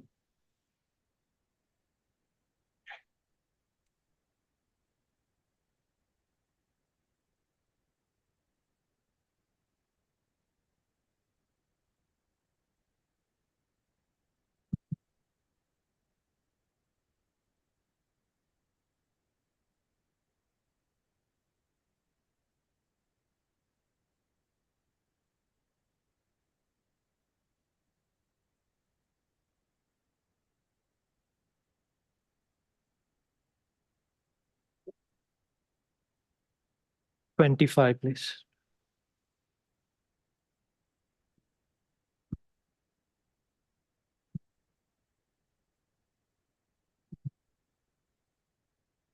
Okay, so that's exactly the picture I wanted to share in front of everyone. So you can see, I think that's the report. My question is to officers and drainage officers as well, Mr. Barkus, is that's the anticipated flood flow path, and you can clearly see a road towards the Spring Gardens. And if you come down to the next one, I think that's the ditch they are referring to, which was flooded, just shown by the residents of Spring Gardens. There is a line in there, it says it's rarely seen and it was taken in July 2021. Why was the need or is there a requirement for the report to include the ditch condition and the flood path during winter, during the rainy season? It just says it's rarely, there is a words of like it's the flow has been intermittent and it's relatively rare. I don't see that kind of aligning with what we've been shown by the residents. So the reason I'm asking is how for this report is kind of depicting the real picture of that ditch and the drainage flow, because that's the crux of this application. And I'm looked at the report, I've read through most of the pages and I looked at all of this and I'm just starting to question how can we rely on this report, which was taken in July 2021. Chairman, on a point of order, I think what we're referring to is outside the red line and not really something, looking at that picture, I'm not saying it isn't an issue, but it's not an issue for this committee at this time. That's a question I asked. Why is it even in the report? Well, right, Jake, can you? Chairman, I think I can sort of help assist in this situation here. This flood risk assessment has been produced not only to demonstrate and assess the impact of the proposed development, but it's also been produced subsequently to a previous application that was withdrawn, and it seeks to answer a number of questions. And this part of the report is actually assessing the existing drainage situation that's occurring within the site and to the south of the site.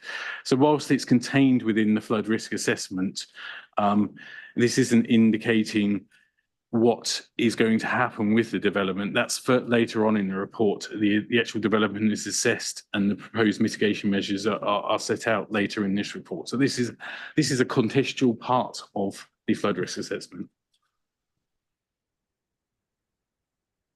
Does that answer your point?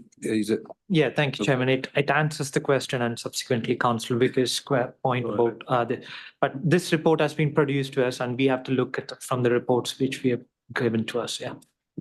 Do you want to come back on your original point? No, Chairman, I had a question which was a follow-up to, I think it was Councillor Armitage where he originally started talking about the condition that on drainage that is in our report. Because I wanted to ask the officers if it would be possible to reconsider an aspect of condition, sorry, I've lost my place now, the drainage condition that is in the report that is relevant for tonight. Because whilst I understand that you've got to sort of compromise on how tough we are in the timings, on page 53, halfway down, it says the development shall not start generating electricity until the drainage measures have been completed in accordance with the approved details. And I think you specifically said, Mr. Brown specifically said that you wouldn't require all of the drainage measures within the red line to be completed.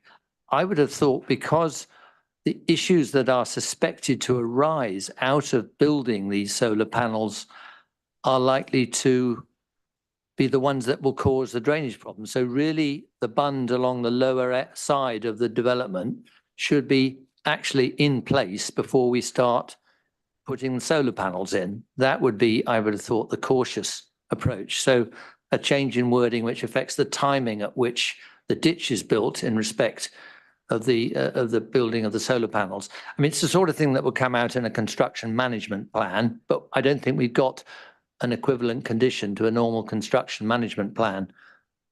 I hope I've made myself clear, Chairman, and officers can deal with that. Thank you for that point, Councillor Vickers. Did you wish to make any comments on that? Chairman, yes, I take the point. I think the concern is that the solar panels are being sited without all the drainage measures being fully in place. We could you know, members could choose to amend that condition, and that particular part of the condition to say that the solar panels should not be sited until all of the drainage measures surrounding them have been fully implemented in full. Or words to that effect. I'd be happy with that, Chairman. Chairman, I'm also conscious that Art has his hand up. Hello. Coming in, it's Bacchus, is it? Yeah. So are you going to respond to this, or was it you've now researched the earlier point? I could comment on all the points made, to be honest. Continue on, please. So first of all, to address the fundamentals of the solar farm, just so everyone here is clear, in the UK, there isn't distinct flood risk and drainage guidance with respect to how you manage solar farms. Solar farms, solar panels, generate very little additional runoff because of the nature of what they are. They are not buildings, they don't require the same formal drainage systems, and that is why the applicant has proposed the systems which they have, the furrow systems, the swales, the perimeter systems. The main management, the main form of drainage needs to be focused on the access road and the new structure which is being put in place. In terms of how the applicant has assessed the effectiveness of the drainage, they have submitted calculations, they have provided evidence that the measures that they're going to implement are going to be appropriate for ensuring that runoff from the solar farm does not increase. The comments which were included in the report were dated from quite far back, and there have been subsequent comments since then. So again, I apologise for the terminology used if it wasn't specific enough or didn't provide enough assurances. But the proposals which have been put forward are acceptable, and subsequent reviews do reflect that. In terms of the existing drainage problems which this site has faced, there was a second ago you were discussing why have the flow paths been shown. That is actually a requirement of FRAs. You do need to consider exceedance. So where are the flow paths from your site going? In this case, because of the greenfield nature of the site, and because the proposal is not going to exacerbate flood risk significantly, and it's not equivalent to a substantial building or the implementation of hard standing areas, exceedance is not a significant matter in this regard. The existing drainage problems, as has been touched upon, as has been mentioned by Councillor Vickers, need to be discussed outside of this forum. The residents do have a right to feel aggrieved. There are problems there. There are issues with the ditch maintenance. There are issues with filter drains within near the properties. There are issues with residents increasing the extent of their gardens, but this is not the forum to discuss that. So with respect to the planning application, it will not increase flood risk with the measures which have been proposed. The detail of the measures can be secured via condition, as stated by Jake Brown.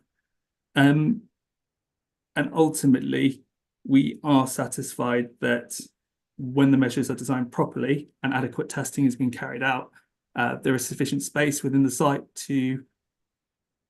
so that there is no risk that they cannot provide large enough features to accommodate runoff.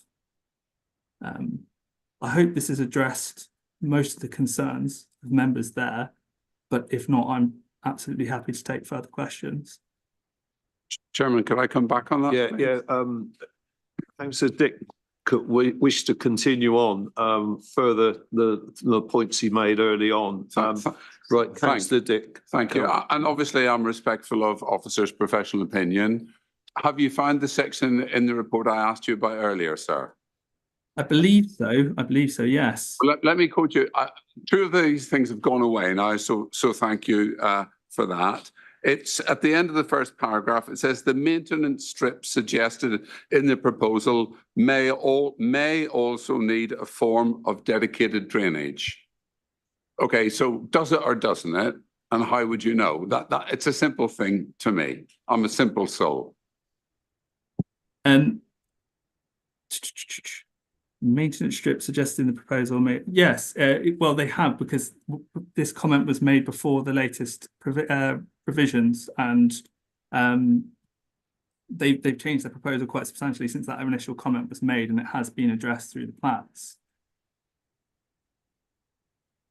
So that the detailed plans mean that there will be such a thing. Yeah, everything, those matters have been. So it's just that the report maybe needed tidying up a little bit. It does, yes. Okay, but that's helpful to know that. We've all learned something. Thank you. No worries. Right, I'm going to ask Councillor. Yes, Clive, Councillor, you're looking around the table. Sorry about that, Councillor Hooker. And did you wish to actually continue on the comments that you were making early on? That you wish to ask Mr. Barris some questions? No, I think I'm reasonably happy. I think we've come to the conclusion now that having seen the ditch and the flow paths in the report, that situation, whatever we do, is not going to improve. And we've been told that whatever happens on this site is not going to make it any worse. So unfortunate for the residents of what's going on in that ditch and flowing down through the village. But unfortunately, we can do nothing about the existing infrastructure and just hope that the preventative swales and what have you that are going to be constructive don't run down into that ditch. I have one question, if I may, for Mr. Brown.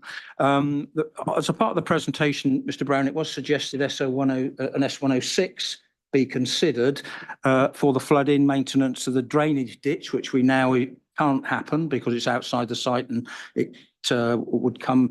I asked the question again whether there's a 106 agreement with regards to the housing development of this area that they should maintain that ditch. No, they looked at a bond, and they also looked at decommissioning costs every 5-year update, and then a final decommissioning price. Do you think we ought to consider that, or did you consider it, or is it something out the remit of this committee, please?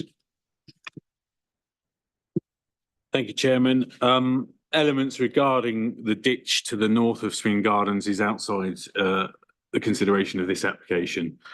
The NPPF is also quite clear that where measures can be secured by condition rather than Section 106, then they should be secured by condition. And we have secured drainage measures. We've secured the management and maintenance of those drainage measures in the conditions, as well as decommissioning plans in the conditions as well. So officers are sure that the conditions suitably address all of the issues that need to be considered tonight. Thank you. So you consider that's covered. Thank you very much. Does that address everything, Councillor? Yep. Okay, thank you. Members, any other questions to officers before we move on to full debate? No. One other question for Mr. Brown. Sorry, Chairman. Sheep were mentioned. Any condition of fencing to keep them in? Chairman, there is actually a deer-proof fence that's proposed quite close, tightly around all of the solar panels. That's 2-metre high green mesh fence. So I'm sure that'll be sufficient to keep the sheep in. Good job they're not pigs, so they'll be jumping over the moon. Okay, on that point, we're going now on to serious matter, and that's moving on to debate. So, are you putting your hand up to open the debate, Councillor Abbs? Over to you, sir. Yeah, it's an interesting application, and I'm glad we've spent so long discussing it. I think what it demonstrates more than anything else is how the powers of a planning committee are somewhat limited. So even though we can see outside the red line and would like to do something about it, we actually can't. We just don't have the powers to do that. But it does also seem that a fair bit of work has been done to mitigate what any changes that are going to happen because of the solar panels, and that we still have conditions there where the officers can wait for the approval of the appropriate things to be in place. We might consider an amendment as proposed by Councillor Vickers.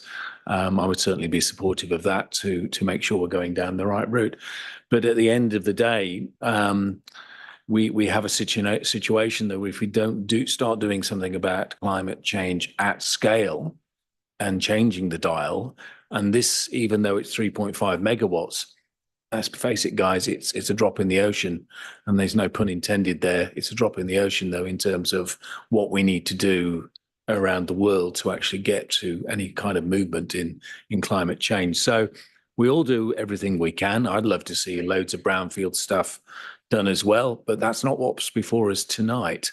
So I think on balance that I will be supporting officers' recommendations, because I say we have to look at what's inside the red line, and that seems to be appropriate to make that decision based on just that reading, what's inside the red line. Okay, right, Councillor Vickers, I never asked you, Councillor Abs, if you were actually going to put a proposal forward. Well, it's a bit early for that. Bit early, that's what I expected. Okay, Councillor Vickers, and then I've got you, Councillor. Yeah, thank you, Chairman.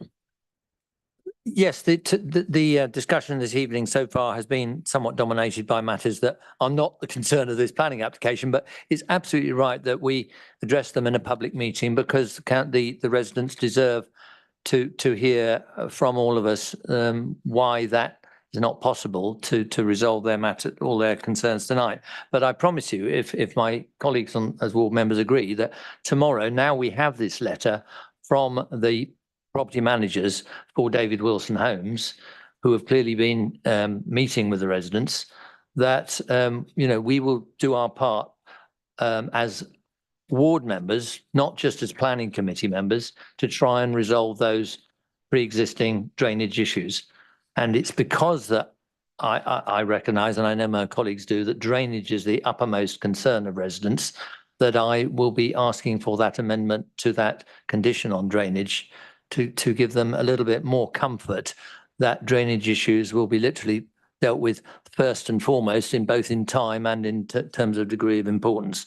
I'm fairly confident that members will agree with me that I think we've had a very good discussion, and we've learned a lot about what can be done to make solar panel applications acceptable. And we know there's one coming up in the far eastern end of the district, which is even bigger and even more concerned because it's on our land as a council. So I don't regret one moment having called this one in, because whatever way it was going to go, it deserved a public debate, because this is the most important issue we have to resolve in our lifetimes. And if there's any threat to the landscape that we love in this district, it is us not tackling climate change, because the landscape and indeed life will not be worth living if we don't deal with this. So with just that one suggestion that we amend the condition, I would be happy, Chairman, because I don't think there's much else that we need to discuss. Lots of other objections have fallen by the wayside because they have been dealt with. So I'm quite happy to formally propose that we approve this application with the conditions, with just that one amended. Thank you, Councillor Vickers. Okay, Councillor Amaraj, and then as Councillor Williston, I see his raised hand. Thank you, Chairman. I want to start by saying I agree with Councillor Abs and Vickers, and I'm not being guilty of repeating the same thing again. We've learned a lot from this debate or update from officers. But also I have to highlight, we've learned a lot from the site visit. If you recollect, we have been to the site visit, and I want to highlight some of the positive aspects of this one, where there is a thoughtful approach to this development, where instead of using all the land, there was a thought from the applicants that there will be a restricted use of the land where the flood alleviation picture come into. also, I heard about the benefits of this to the community, and whatever they choose to invest in, I'm hopeful that West Berkshire will benefit from it. Finally, I want to make a point that I agree, while agreeing with Councillor Vickers on the amendments to the condition, I just wanted to highlight that the conditions where it goes to alleviation of the drainage system at this site, we also need to slightly look at how this development of such the size could benefit the Spring Gardens residents as well, because there is a considerable weight or opinion from them, which as a committee we need to look at and alleviate some of the concerns. I appreciate that this is not the preview of this application, the drainage, but there is as a committee or as a council, we need to look after the residents of the Spring Gardens as well. So maybe a chance to look after certain aspects of that concerns and how this development can address some of them. And I would definitely want to propose, or at least second, because having the one who found out that the electricity generation is kind of like, so at least I can second what Councillor Vickers has said on the condition. So that's my conclusion of the debate. Thank you, Chairman. Okay, thank you. I mean, you made a few other points which obviously need to be taken forward at another time, and Councillor Vickers already has made that point too, and I think that will be noted as well. So you're formally seconding Councillor Vickers, is that correct? Yes, Chairman. Yeah. Is there any other points which need to be other than the proposal that's been put forward? Anything else that needs to be included in that? Do we need to look at that before I put it to the vote? Chair, could I, before the vote, can I just clarify the changes? Yeah. So I'm clear. So the recommendation is for approval subject to the conditions set out in the committee report, subject to the change to condition 4. So rather than the development shall not start generating electricity until the drainage measures, we're to change it to no solar panels to be installed. Is that? Yeah. Until the drainage measures.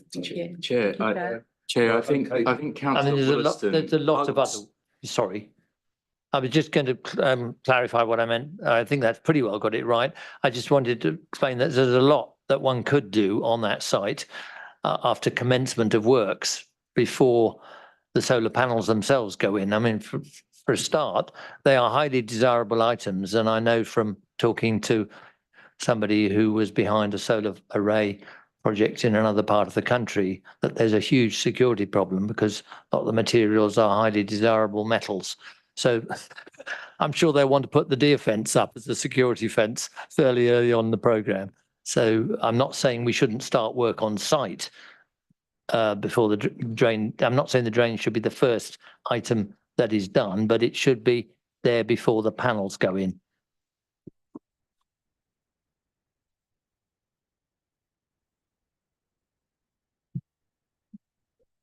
Yeah, thank you, Chair. So are we saying the installation of the solar panels should not commence? Indeed, because I think we've read in the report that it's the change in the way that water hits the ground that changes the drainage runoff. I think it's not that the total amount of water changes because there's no hard surfaces virtually, but it hits a panel and it comes off in a linear fashion onto a certain bit of the ground, and that might change the. So I think the solar panel should be left until we've got all the drainage measures in place. Okay, just to answer Councillor Foot, I'm going to take Councillor Williston, but because we had the seconder, I wanted to just clarify exactly the motion and what's being put forward. Right now, Councillor Williston. Sorry, Chair, I was just going to say that I think we've had an outstanding series of presentations. We've learned a lot. I certainly have. And I was going to second Councillor Vickers. Okay, well, thanks. And I thought it was only fair to give you the opportunity, but as we'd already had a seconder anyway, but never mind. Okay, right. If that's the case, then members, can I put the motion to you? All in favour, please show. Vote from the chair. NEMCOM, 100%. Members, it's coming up to 8:30. Would you like a comfort break for 5-10 minutes? Quick. Okay, 2 is quick, okay. We will need to look very closely how we're getting on about the second application and the time factor too, won't we? Okay.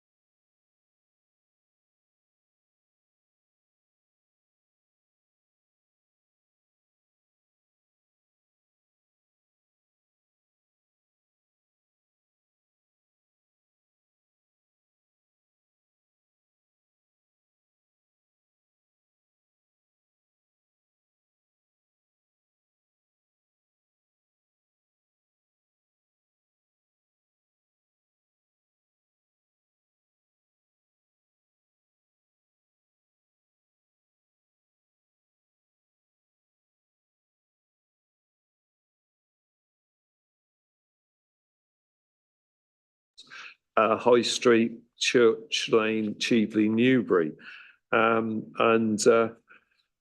What I'm going to do firstly, obviously, is to ask Sean Cutts, I think you're the planning officer responsible for this application, to introduce the application. I think we are all here now. Hope so. Okay. Right, over to you, Sean. Sorry, Sean. Sean. Sorry, I get the right. I was. That's fine. Sorry, Sean. Thank you, Chairman. I'm just going to share my screen. There we go.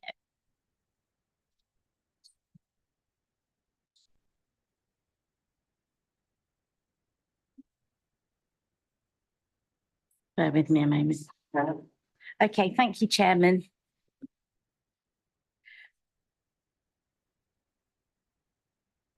I'm just getting that.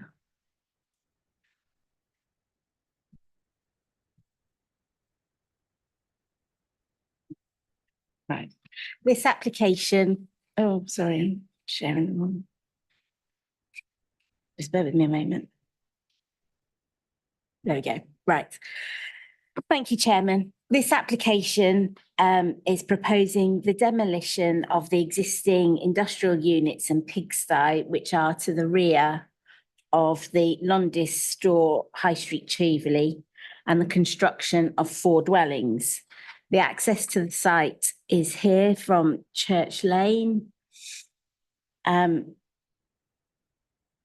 And this application is brought to the committee as there were more than 10 objections and is recommended for approval. The buildings on the site were previously used as a bakery. It is unclear when these buildings ceased to be used. However, planning permission was granted in 2014 for a purpose-built bakery facility to replace these buildings on a different site outside of Cheveley. This site is within the settlement boundary for Cheveley, and the Cheveley Conservation Area runs to the west of the site.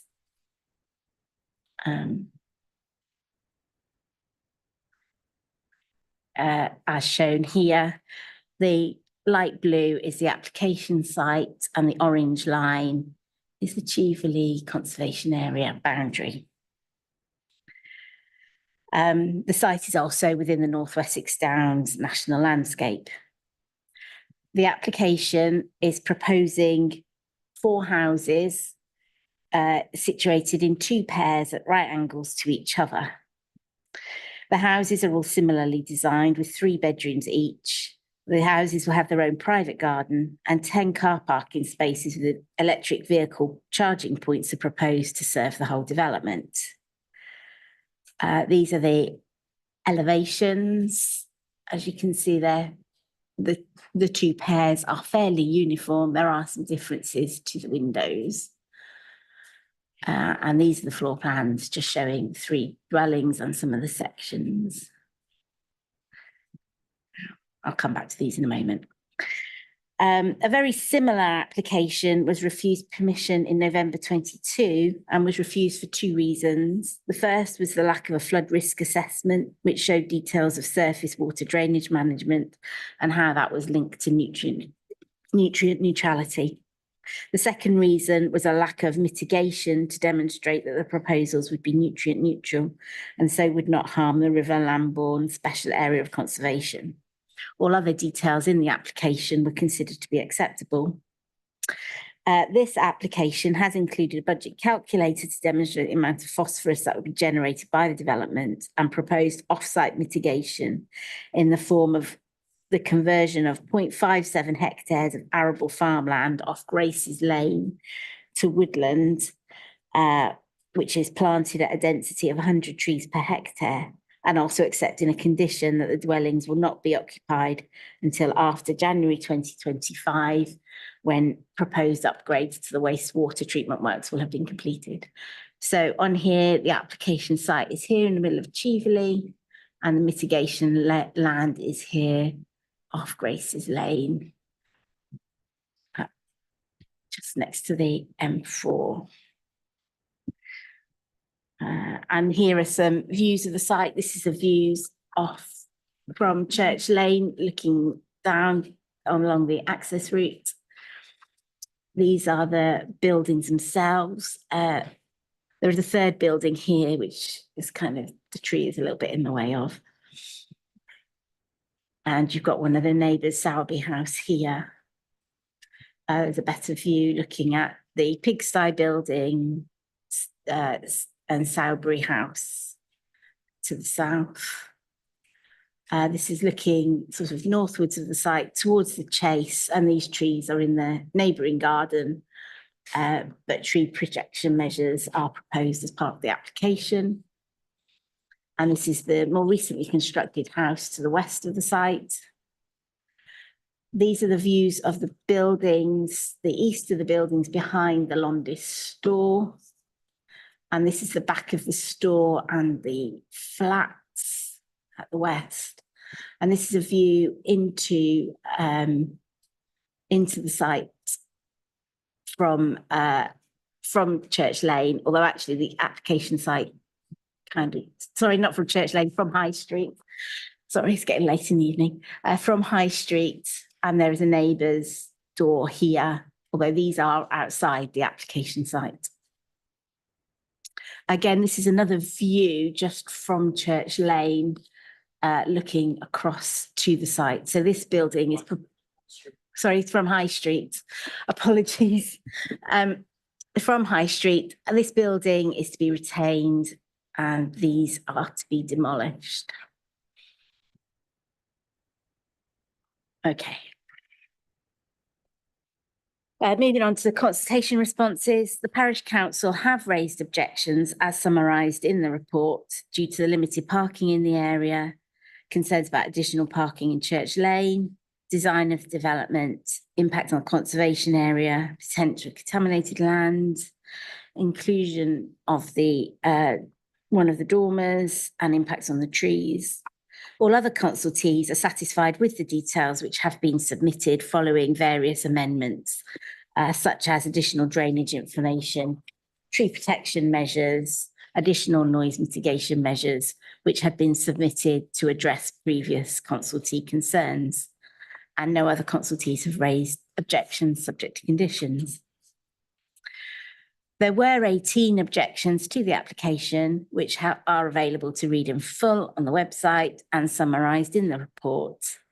A brief summary of these concerns, which are in these main areas: parking and highway safety, drainage and concern about the existing systems and their ability to cope, the design, the impact on the conservation area, the national landscape, and overdevelopment of the site, overlooking and lack of privacy to neighbouring properties, concern about dormer windows and overlooking, access to the rear of the properties from that gap off the high street, size of the garden areas and impact on trees. The site constitute, I'll just go back to the site layout plan. The site is previously developed land within the settlement boundary of Cheveley, which is, according to policy ADPP1, a service village. And that policy and policy C1 say the site is suitable for development. The application is proposing 4 new dwellings, and as set out in the report, the design and appearance are considered to be acceptable and not harmful to the setting and character of the conservation area. The development rate relates well to the existing development to the west of the site and will only have limited glimpsed views from the high street. A programme of archaeological works has been requested from the council's archaeologists, and this can be secured through conditions. There were concerns about the impact on neighbouring amenity. The previous application did not highlight this as a reason for refusal. The windows in plots 1 and 2 at first floor level are a mixture of roof lights and dormer windows. The roof lights are considered to be at a sufficient distance away from nearby properties and with a sufficient angles to prevent overlooking, particularly to the Chase to the north, the dwelling to the north, just here. And the flats above the shops to the east here.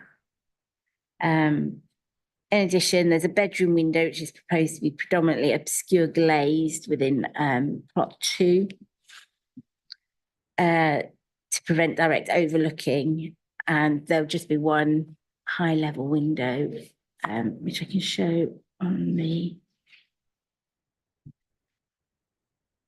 elevations. Yeah, this window here will be obscure glazed and non-opening other than a high level opening window. The dormer window on the north elevation of plot 1, which is this window here, will face towards an outbuilding of the Chase to the north. This is sufficient to prevent overlooking to amenity areas of that house. There will be boundary fences which will prevent overlooking at the ground floor level from windows and garden areas into neighbouring properties. And conditions can be imposed to ensure that the obscure glazing is retained in perpetuity. And the ground levels across the site will be maintained as they are now, so there won't be major differences in the ground level. There's just some levelling out across the site. The consultation, the public responses raised concerns about the garden areas that are proposed to serve the dwellings, and whilst the supplementary planning guidance requires 100 square metres as garden area for dwellings of 3 or more bedrooms. Some plots are below this. However, the guidance does also refer to the quality of space that's provided. There were some shadowing diagrams that was assessment that was submitted with the proposals, which I'm not quite sure how well they've come out on the presentation, but these show the amount of shadowing at different times of day. On the left-hand side, outlined in red, is the existing situation, and on the right in blue is how it'd be proposed. And if you look in detail at these, they show at different times of the day. So this is in March. Oh no, we're into June. I'll go back up to March, sorry. So in March, 4 p.m, there's pretty much some daylight and not areas of shadow for all of the gardens.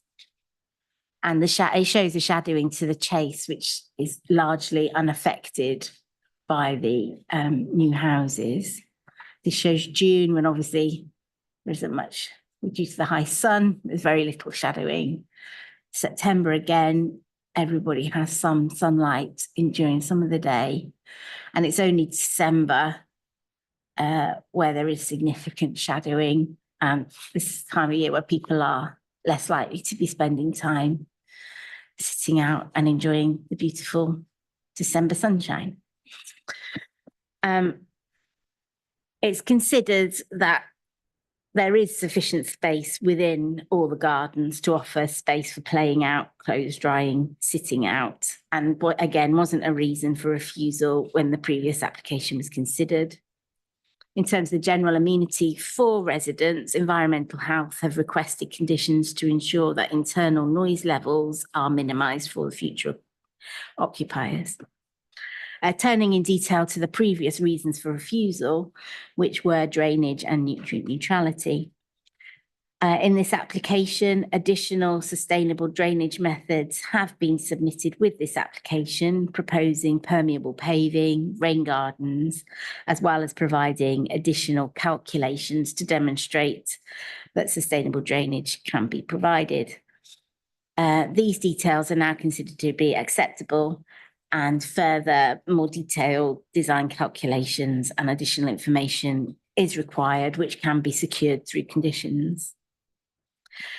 The second reason for refusal was the lack of mitigation proposed to demonstrate that the application, the 4 dwellings, would not result in additional phosphorus reaching the River Lambourne Special Area of Conservation. With the removal of the land off Grace's Lane out of arable production and planted with woodland, it has been demonstrated that the additional phosphorus load which would be generated from the development can be mitigated.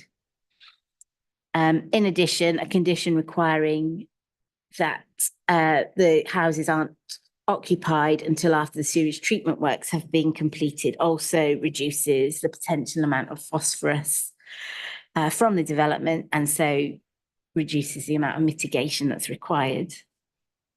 The proposed mitigation and ongoing management of the woodlands can be secured through a Section 106 agreement. It is concluded that the previous reasons for refusal of the development have now been overcome, and the proposals accord with the relevant development plan policies as set out in the officer's report. And this application is recommended for approval, subject to the conditions set out in the report and the finalising of a Section 106 agreement to secure the nutrient neutrality mitigation. Thank you, Chairman. Thank you, Sian. Paul, you have any observations on the highways? Yes, can do, Chairman. Thank you. There has been some concern raised by the local community regarding the use of Church Lane and the private drive that goes from Church Lane southwards towards the site. These roads are rural roads, rural characteristics. But your highway officers have assessed this proposal on the basis that the site before you was used as a bakery. And there would have been staff vehicles coming to and from the site, and there would have been deliveries and other commercial vehicles visiting the site for the bakery operation.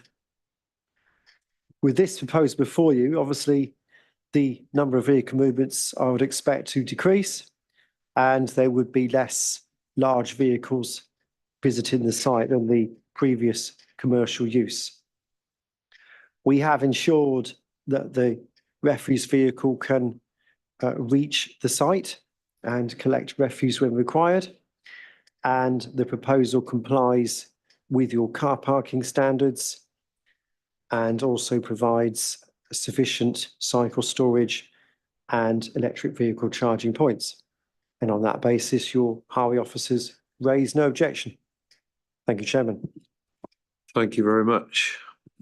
Now, members, remember at the beginning of the meeting, we did suspend standing orders to allow Speaker to come forward where there was a slight discrepancy in relationship to the request to speak. So I'm now going to call upon, I think it's Neil Courtney, is it?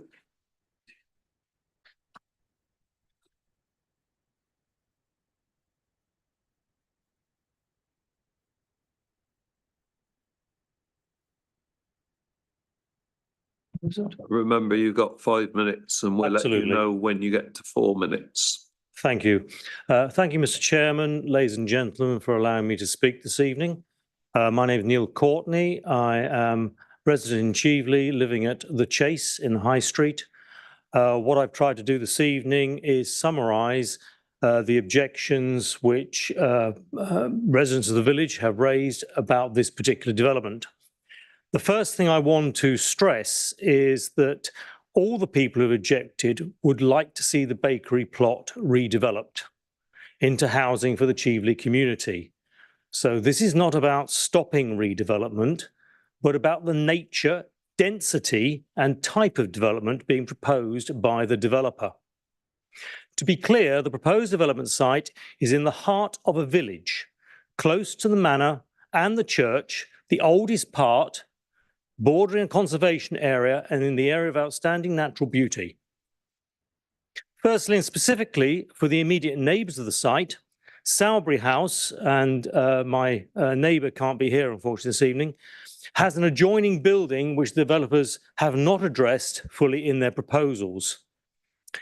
The house proposed to the northern side of the site, despite what is being said, would currently have direct line of sight into the Chase Garden, and insufficient information has been provided on how the bordering tree roots will not be damaged by the measures proposed. Next, drainage. Drainage on the site itself might have been looked at thoroughly, but Cheveley has seen significant problems with flooding in the high street, particularly in 2023, when it came to a depth of 2 foot due to storm drain capacity. So there's great concern with further reductions in soakaway areas when the site is developed. Thirdly, in a village environment with a lack of public transport, cars are essential. Each house is likely to have 2 cars if both partners work.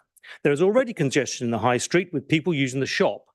The developers intend to encroach on the apron immediately behind the shop, forcing the owners and tenants of the flats above said shop to park on the high street. So there's already a strained parking situation, and our driveway, which is our access to our garages, is constantly blocked. This will only be further impacted by the housing density proposals and may also impact on the viability of the village shop. Also on Sundays, elderly churchgoers have to park in Church Lane. And the junction of Church Lane with the High Street is the location of a designated bus stop and also where school buses pick up and drop off for private schools to the north.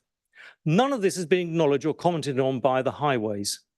Finally, and most importantly, developers are proposing to build 4 3-bedroomed houses on a plot which would realistically accommodate 2 or a maximum of 3 houses in keeping with the village environment. They're achieving this density by 1, not providing either a garage or a driveway for any of the houses when every house will probably have 2 cars. Suggesting that a parking rank of 10 vehicles is a suitable solution in a conservation area or at the heart of a village. Suggesting that gardens of less than 100 metres squared for 3 of the 4 houses are appropriate in a village environment. And this is explicitly in direct contravention of the Council's own planning guidance, SPDQD, June 2006 document, paras 116.4 and 134 refer. This point has not been addressed in the commentary from the Council, I believe, at all. Designing houses that are simply not in keeping with historical conservation area of the village, and therefore not in keeping with Cheveley's village design statement or parish plan, as already highlighted in the Cheveley Parish Council officer's objection. Therefore, in conclusion, a serious concern for this audience, and one that should be minuted here, is the real danger that this will set a precedent going forward of allowing proposals for and subsequent acceptance of inappropriate housing density, parking and garden design in other AONB and conservation areas in West Berkshire, thus eroding the very unique nature and attractiveness of our heritage. Thank you. Thank you. Questions, members? Right, Councillor Vickers. Just, I wasn't clear when you were introduced by the chairman. Are you a parish councillor who just happened to live I'm next? objector. So you're an objector. Yes, so I live next door to the proposed site. Right, sorry, I probably wasn't paying attention when the chairman made his remarks at the beginning of the meeting. I just knew you were somebody who, for some reason, hadn't. So you are the resident of the Chase. Correct. Yes. I've really got no other questions. I'll come to some of your points in the debate. Thank you. Any other questions at all? Thank you very much. Oh, sorry, Councillor Foot's got a question for you. Yeah, I was just trying to find in the papers, I read that, was there an application at one stage for 2 houses here? Correct. There was. Correct. And what was the history behind that application? The 2 houses that were proposed were longitudinal to the site, yeah. with long gardens. Yeah, so the houses would have been facing opposite the new house that has been built, the fronts of them. They would have garages, yeah, and driveways. What happened was, I think the site is brownfield, and I think the people who were considering building realised there would be considerable expense in basically removing the brownfield element of the site, or it was a bit of an unknown quantity for them, so they backed off. Yeah. May I have a supplementary? second question. Just one other one, very quickly. You mentioned flooding in would The that High be? Street. Yeah, would that be January 2023? No, it was June 2023. Oh, okay. And was that sort of surface water, you know, down due to a heavy downpour of rain? Very heavy downpour of rain, yeah, indeed. Storm drains just couldn't cope. And in the dip in the High Street, it was to about 2 foot. Okay, thank you. Okay. We now have David Mead, the agent, I think. He's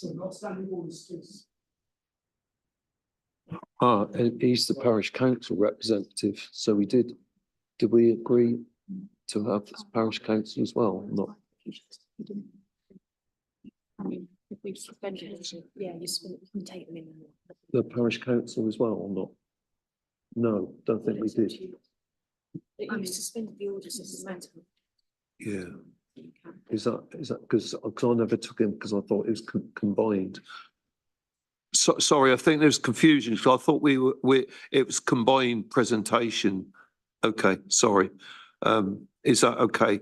I mean, I would imagine probably the objector made the comments on is similar to the parish council as well. Anyway. Okay. Right. Okay. I mean, we have obviously suspended standing orders, and I took it. I took the objector first, so technically I should have taken you first. But if the members so wish to hear your presentation, and I'm just looking round the room quickly. Yes, please. Yes, I think they would like to hear your presentation. Okay.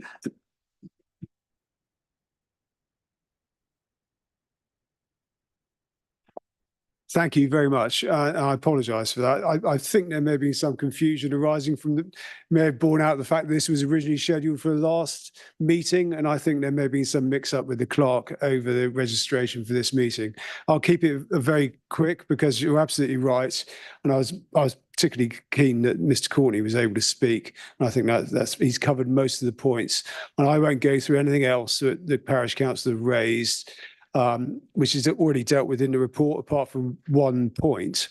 And I would add, though, that we do also agree with the principle of the development of this site on Chieveley Parish Council. The issue we have is that the plans for the development are not really in keeping with the village. We don't think the design is particularly high quality. There's nothing in the design that would enhance or better reveal the significance of the conservation area. And that's not in accordance with policy. The report that you have from the officers does set out at 315 and 6.3 that we're in a conservation area and we're expecting developments to both conserve and enhance the conservation area. And indeed, that's also as set out in paragraph 206 of the NPPF. This is a very urban and utilitarian design. You saw the elevations in the presentation.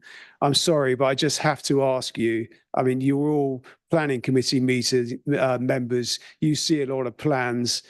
Do you really see many plans that are less interesting on the elevations that you saw in that report?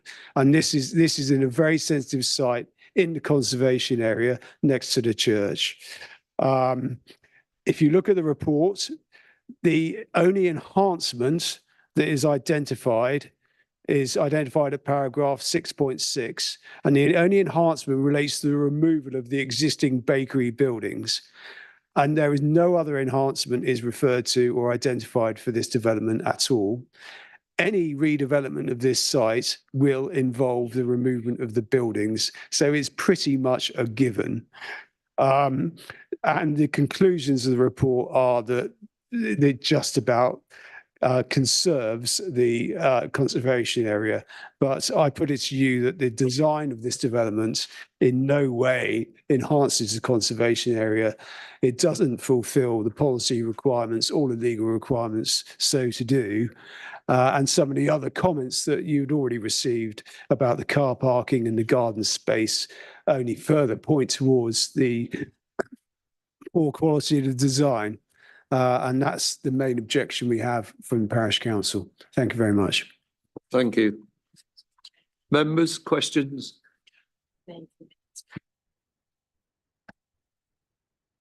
Sorry, we didn't get your name. Sorry, David Cowan. Okay. Chiefly Parish Council. Okay, thank you. Questions, members? No? Okay, you got off lightly. Okay, thanks very much. Okay, I'm now going to call upon the agent, David Mead, or is that correct? You are the agent? Yep, okay.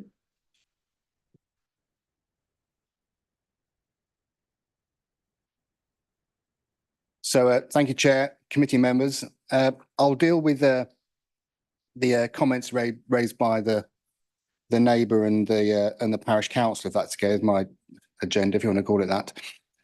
It's good to hear that everyone wants to see the site developed. It's previously developed land in a sustainable location and fits with general principles of development with regard to policy. I note the comments regarding the trees. A lot of work has been put into that, as referenced by the case officer, toing and froing with the councils of arboriculturists to make sure that the tree protection measures do work, and that there's a plan in place to do with it, and that is covered by condition. With regard to overlooking, again, this has been looked at in a lot of detail. The main issue, one overlooking the chase, there is a substantial outbuilding in between this particular dormer window that's referred to around the garden and patio, etc., of the chase, to mean that it would be nearly impossible to have any overlooking. Drainage, very important. So what we're doing is we're taking an existing brownfield site that doesn't really have any proper drainage system in place at all at the moment.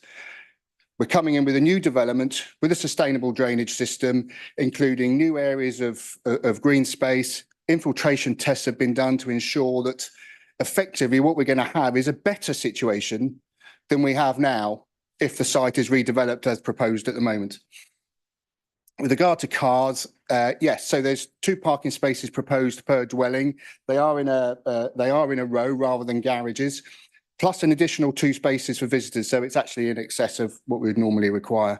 4 3-bedroom houses specifically aimed at a market for small families.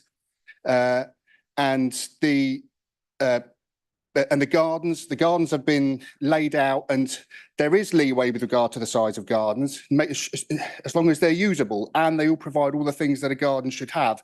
In this case, that includes cycle spaces, bin storage, patio areas, and a grass area. I'd like to move on to the parish council comments with regard to it being in keeping with the village. These dwellings have been designed specifically with regard to the materials, the massing, height, the overall design, the windows, to ensure that they're not bland. We have arches over the windows, we have cottage style windows, we have a variety of materials, including brick and slate. We have blocked in windows as features, as well as the external spaces are broken up with a mixture of materials with regard to the driveways, the parking area, and footways and patios. All of this plays a part in ensuring that we have a scheme that fits in well with the conservation area. I would just like to go back a bit with regard to how we've got to this position. This is we did a pre-app to start with, where, to be fair, there was more dwellings proposed then. We then had our planning application in 2021, 2022 with regard to, which was then held up because of the phosphate issue. We then put a huge amount of time and effort into trying to deal with that, and I understand how much of a problem it is here, as well as other areas as well, to ensure that we came up with a way that that mitigates the phosphate and ensures nutrient neutrality. The scheme that we put in place is in perpetuity. So we've taken a bit of low production farmland, I can assure you that, with impeded drainage, particularly identified by that landowner, and that's going to be taken over to woodland, and a minimum of 100 trees per hectare to be planted. But I must stress that is in perpetuity, so that's there forever and will be dealt with as a Section 106 agreement. I'm happy to take any questions if there are any, but that's all I've got to say. Thank you. Thank you. Councillor Amaraj. Thank you, Chairman. Mr. Smith, thank you for your clarifications. You mentioned about your original application of 2 houses in 2021, and then subsequently you put in 4. Do you want to address that point where why you want to increase? I'm not aware of any applications for 2 houses. It certainly wasn't anything that I was involved with, or the current owners of the site. This may have been something that was perhaps proposed as part of the marketing or something like that a few years ago. But no, when we did our pre-app, we were proposing 6 dwellings. Then that was reduced down to 4 because that was considered too many. Okay, so you think that 4 is the proposed one is the yes. original? Yeah, I think it makes a good use of land in a sustainable location and redevelops a previously developed site. Chair, if I may, you didn't mention about the neighboring properties. When we visited the site, we had a observation made that the neighboring property had a building which is kind of like shared ownership. So is it being resolved, or is it still? As far as I'm aware, it definitely has been resolved. It's one building. But it's divided into 2 bits. The building itself isn't shared as in a shared room. It's basically a pair of semi-detached sheds, one with access, one from the other side.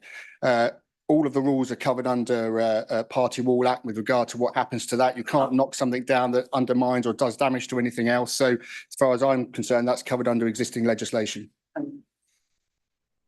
Right, Councillor Abs. Yeah, thank you very much.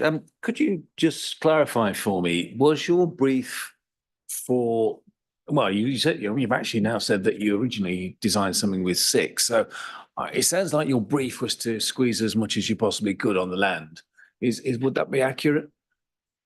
Yes, I don't think that's probably too far off the truth. That's okay. That's how it works. Thank you. No. Yeah, thanks, Chair. Could I ask, we've heard that one of the bedroom windows, I think it's pot 1, is going to have obscure glass. That seems a bit strange to me for a bedroom window. I mean, you know, I would have thought if you were the person in that bedroom, you'd quite like to look out of the window, but the only clear bit of glass is going to be the one at the top for access. Is that something that in building terms happens fairly regularly? I'm thinking obscure glass is often for bathrooms and things like that. So could you? It's certainly things that I've come across before many times.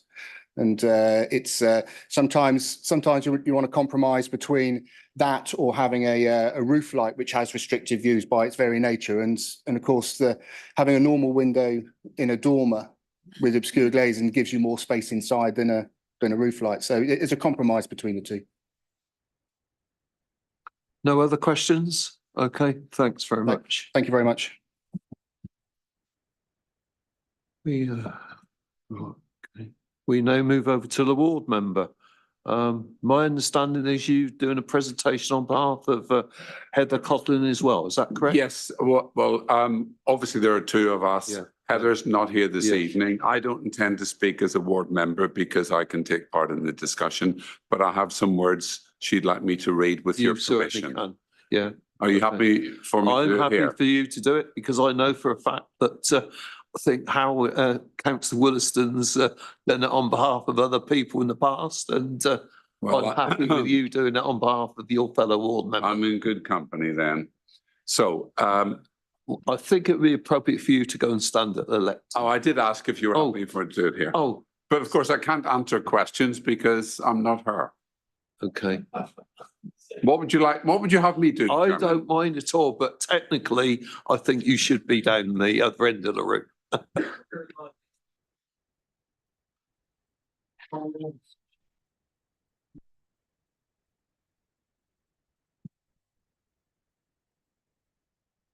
So on behalf of Councillor Codling. She wishes to thank the chairman for this opportunity and thank the officers for their work on this application. She says that she's not against development on this site as it's untidy and somewhat dilapidated and getting worse. However, she is against this particular plan. Her reasons are she perceives there to be overdevelopment, and her reasons for that are that the gardens are very small with little space. I'm simply passing on what she said, e.g. Cycle store, and we've heard what's been said there. She's concerned that the car parking is cramped, and she's also concerned about additional vehicles on Church Lane could potentially lead to problems for pedestrians, including children making their way to school. And her final point is that she feels that the design is unimaginative and not really in keeping with the properties in the immediate vicinity. Thank you very much.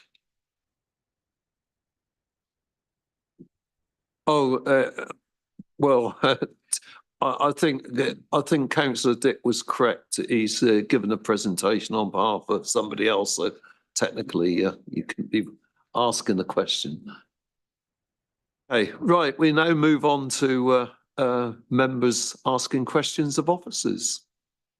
So I think Councillor Vickers, is that a question to Sian?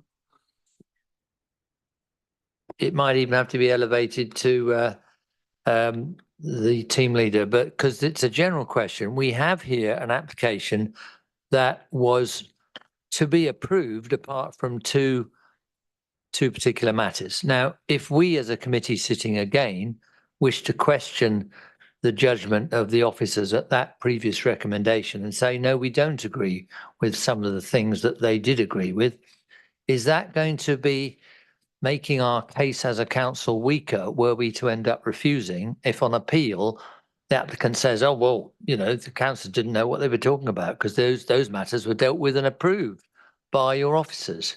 So that's what I'm concerned about, because a lot of what we've heard from the parish, the objectors, and indeed from Councillor Codling are dealing with those matters that were approved by officers previously. Deborah.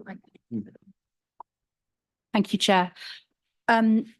Yes, I mean, suddenly the previous application, which was refused purely for the nutrient neutrality reasons and for drainage reasons. So if members were minded tonight to go against officer recommendation and refuse the application, then and add an additional reason for refusal, then we do open ourselves up for costs at appeal. I think members should be aware of that. Thank you very much. That's what I thought, I'm afraid. Right, Councillor Amaraj. Thank you, Chairman. I know this is a very small development in terms of the unit. Are there any affordable housing within those four? Sian. Because it's 4 houses, the requirement for affordable housing doesn't apply. So had they gone for the 6 houses, they would have needed to apply for affordable housing. But for 4 houses, there is no requirement for affordable housing. Okay, Councillor Abs. Yeah, thank you. I think I'd really like to understand. I understand where Councillor Vickers is coming from with his question, clearly. And I'm really struggling looking at what's in front of me at the moment as to why officers didn't refuse the application on the grounds of lack of amenity, because it's glaringly obvious when you look at the site and the number of houses that are there. So can I get an explanation as to why they think it's acceptable that 3 gardens are 20% less than our policy? There is, 75% of the gardens available are 20% less than. Am I using too many numbers here? But you'll get the idea, right? This is a massive deviation from a policy, not a small deviation. So why is it that officers didn't refuse it?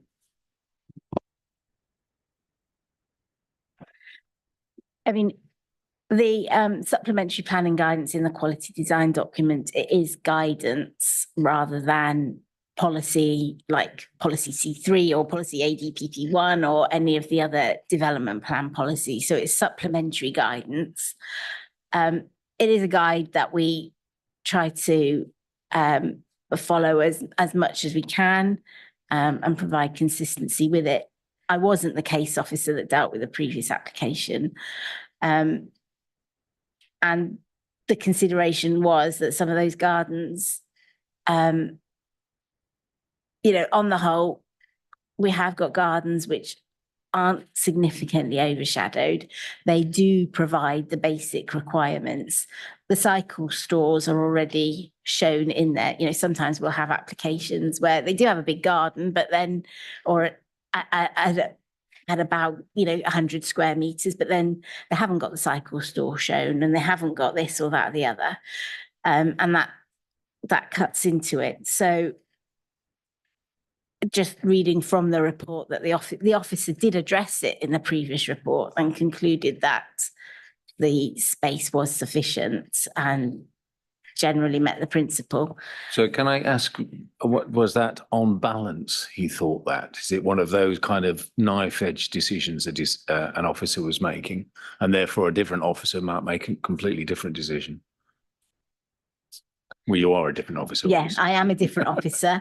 And I've looked at how the decision was considered before and has it overcome the previous reasons for refusal. And my conclusion, and having worked with the various consultees, is that they have worked to overcome what was specified as the reasons for refusal.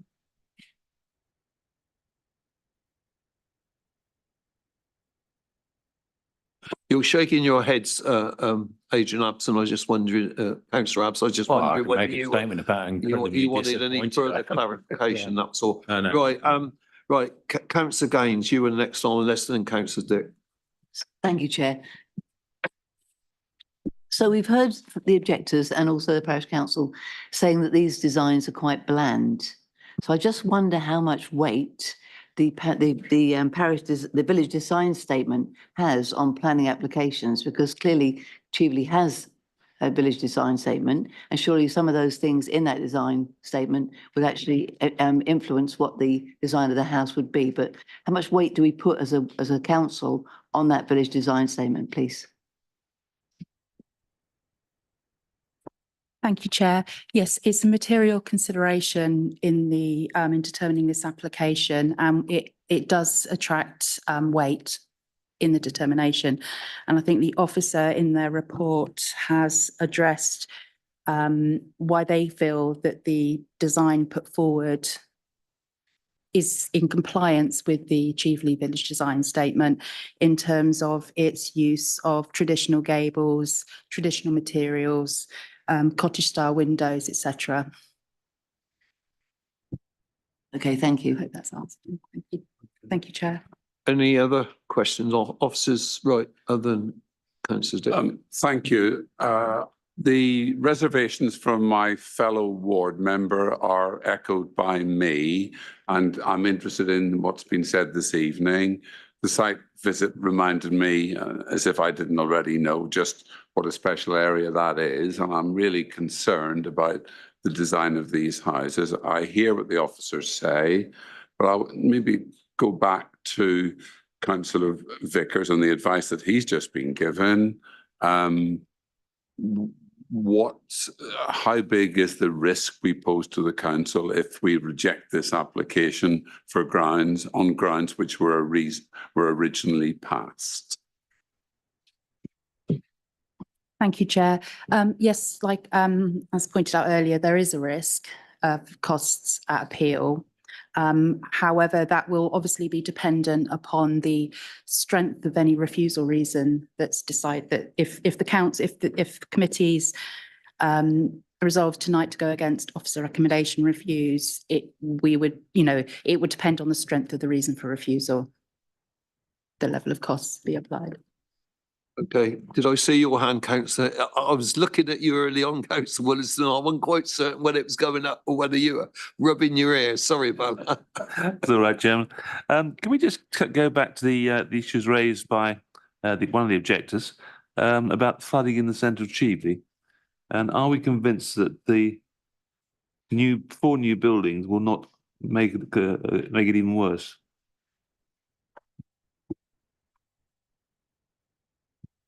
Thank you, Chair. I wonder if I could defer that to Paul Backus, who hopefully is still with us. Thank you, Paul. Yeah, definitely not scoffing pizza down in the background. Yeah, it won't have an impact on the flooding in the centre of Cheveley. Cheveley is the high street, and most of the streets throughout Cheveley are drained by a gully carrier pipe system, which discharge in various different directions to different systems. What's being proposed here is an infiltration system. So really just allowing the water from the rooftops to drain into a permeable paving system which discharges water into the ground directly. So that's what we call a source control mechanism. It will, if anything, provide betterment over the existing case. And there is no reason to believe, based on the calculations submitted and the information submitted to us, that a full detailed design will present any problems to the wider area. Okay, right, councillor Hooker, I think, was next to councillor Adams. Yeah, thank you, Chairman. Yeah, we're in a bit of a pickle here, aren't we? In the fact that this has turned up just on the mitigation of nitrates and what have you for approval. But my feeling on this is that this is Cheveley is a lovely downlands village with this conservation area, and I go back to this village design statement, which our learned planning officer advised us is that these are within that design statement. But those of us who know Cheveley, when you look at quite a bit of development has gone on in Cheveley, certainly up near the village hall end of that village, of which I would think, yeah, most of those houses look like they're on a modern development. And they're quite acceptable on block up there. But on this particular position, next to the church, next to the manor, in the heart of old Cheveley, unfortunately, I think that village design statement isn't appropriate in that area. And unfortunately, that's reflected. And I do think it is a planned design. I think it is overdeveloped. And just by de facto of it being overdeveloped, therefore the gardens are small. They obviously think that the developer thinks they can sell them with a small garden like that. And the other thing, I don't particularly like these blocks of 10 parking. I know it overcomes the problem. You don't build a garage. But my experiences of housing estates, which this is a little estate and it's standing alone, they become wastelands. They become overcome with grass, kids play on, and they just become, unfortunately, a wasteland, which is a great shame, I think, in the middle of basically around the area, good architectural, historic buildings and churches. And as I say, I think it's overdeveloped. Don't like the design in this position. Unfortunate that might fall in with the design, the village design statement. It's in the wrong place. But what risk do we take if we put this to the inspector? The inspector might be sympathetic to our view in the fact that, it is overdeveloped. It's gone from 6 to 4, was 2. Could it go to 3? Are the gardens too small? It's a great reduction in what we set as our standard.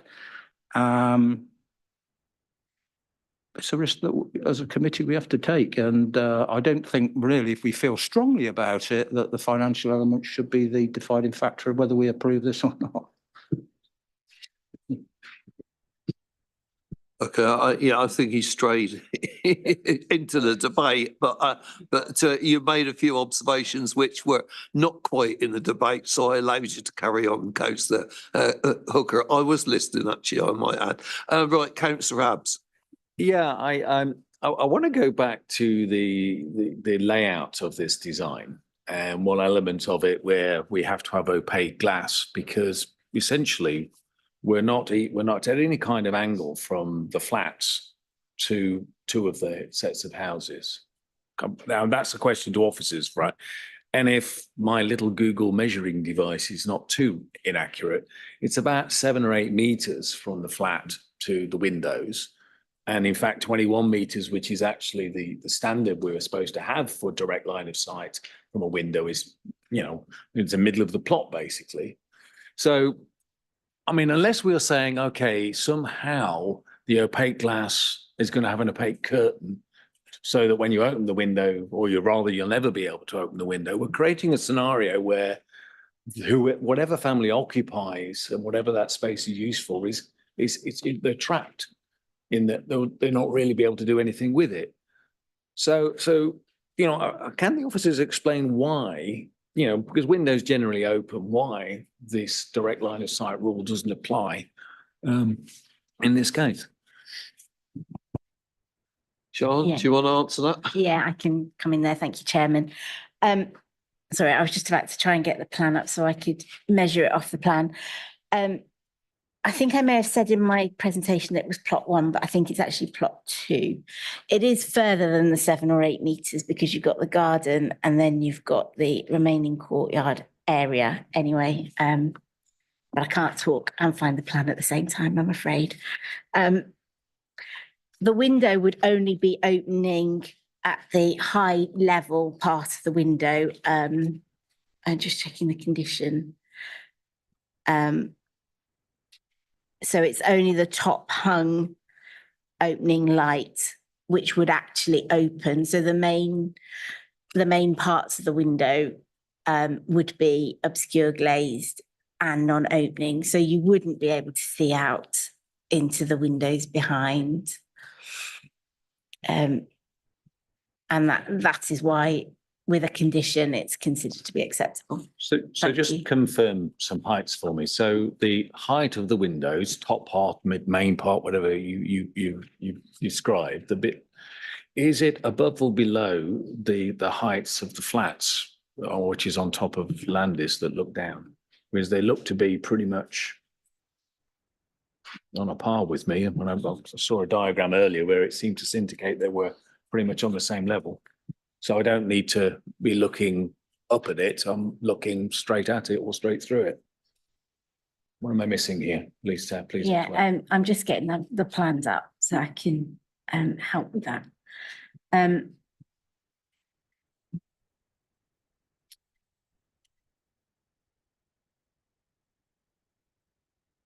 Just bear with me a moment.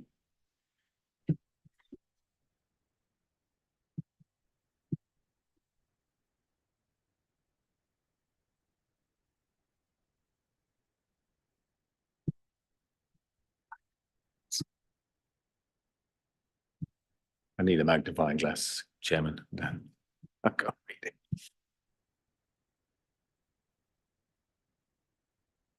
I am just measuring it.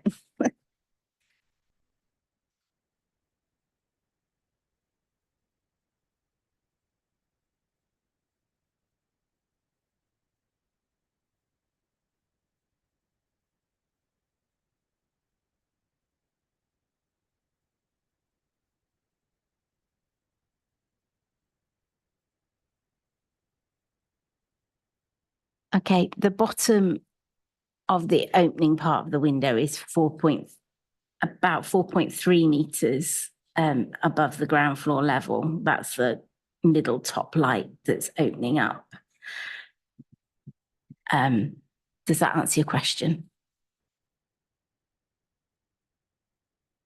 Sorry, it was the how the two windows looked at each other.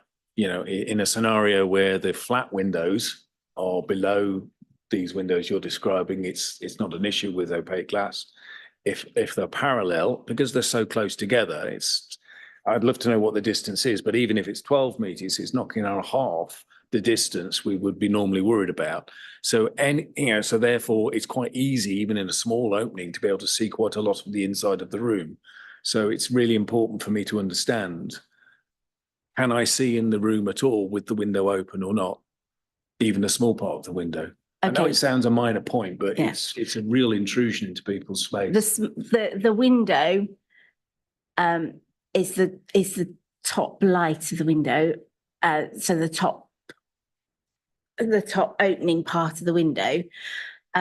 If we were looking at a side window and what window, if you're putting, there's permitted development rights for windows on the sides of houses, but if they're on the side elevation, that window needs to be obscure glazed and non-opening up to 1.7 metres above internal ground floor level to prevent the overlooking. And this window would be at that similar height. So it would ensure that even a tall man probably wouldn't be able to look out of that one part of the window, which is clear and open. Does that make sense? I'll be honest, no, it doesn't. Because I'm referring to the flat, which is on top of Londis, am I not? So that must be 1.7 meters up to start with. I don't have the measurements for the Londis windows. Well, I mean, I can just go to Google and look at the high street and okay, what you've done is confirm that I have a serious concern. So I'll bring that up in debate. So. Chairman, can we, in the interest of the people who are waiting for third application, I think we got a clear feeling that we need to move on to a debate.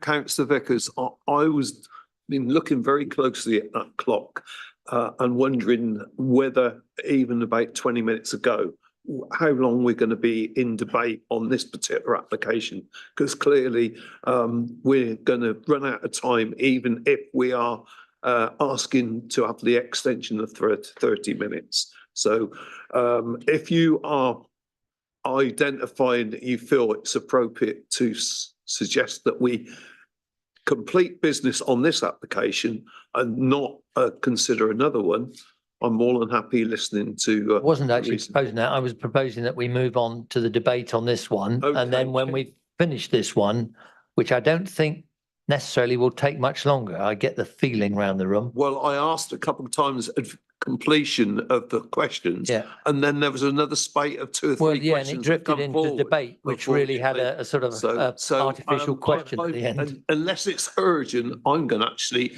take note of what Councillor Vickers said and move on to the debate.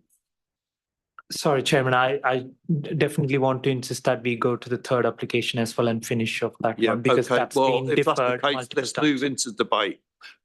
Okay. Right. Can I suggest, Chairman, that my question gets cut, copied and pasted as my contribution to the debate? Thank you. Okay, right. First person, I think, Councillor Vickers, was that the hand for the debate, and then Councillor Abbs. I mean, I'm really surprised that this was approved by officers. Frankly, it drives a coach and hose horses through our policies. When you look at Cheveley, and particularly the area around this, the density that we're allowing in this application, purely it seems to get rid of the brownfield site, which understandably is an eyesore, but we cannot take into account the economic viability of a site when we're making decisions which have planning policy implications. And I believe this would make it very difficult to refuse applications in Cheveley or anywhere else, which are so much below the private amenity space, which breach the policy which we've had countless times about distance between the habitable windows. And if we're going to overcome that by ensuring unopening obscure windows, I'm sorry. You know, I know the housing market is in crisis, and I'm sure these houses will sell probably and then be rented out to somebody who's got no better option than to live in them. Then I think we might as well give up as a planning authority. I feel really strongly that this application is in breach of numerous policies, and I'm happy to go away and look at which ones, but I cannot conceivably approve it tonight. Thank you, Councillor Vickers. Councillor Abbs. Yeah, I mean, you could see from my questioning, I have some serious concerns about how we've got to this situation we're in, and we do have a different officer looking at it. Although she's expressed an opinion this evening, but it didn't seem a heartfelt opinion.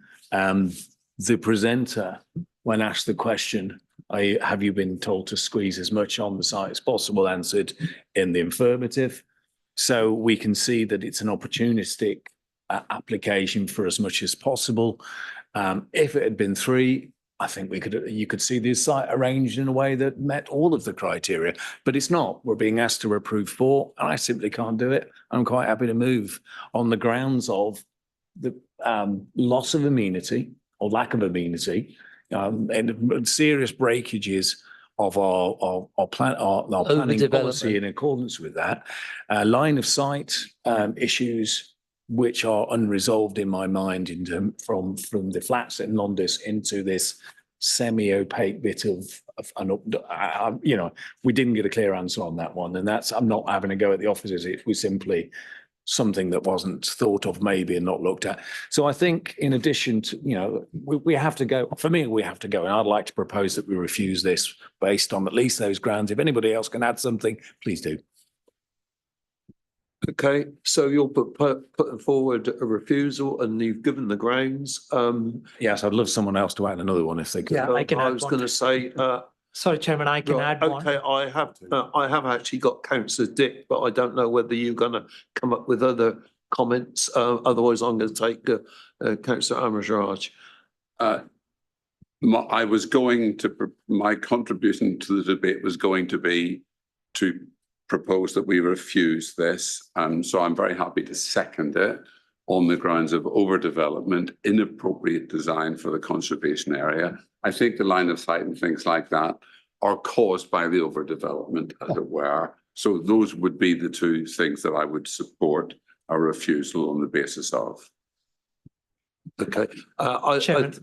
Have you got any further to add? I think I can add another bit where I think it was mentioned, but we can add it in the proposal that it is contravention of the Chively village plan design. Great supporter of the parish and village plan. So we as officers said, it will add weightage to that one. So we can add that one. So it's not in accordance with the village plan, this design. Proposer and seconder agree those extra ones. Okay. Sorry, did somebody say sightline? Yeah, well, I was going to say cycling. Did somebody say at some stage in the questions there is no cycle parking? I apologise. Reading that out. Oh. But there is. Okay. Did I have any other hands up like missed? No. Are you?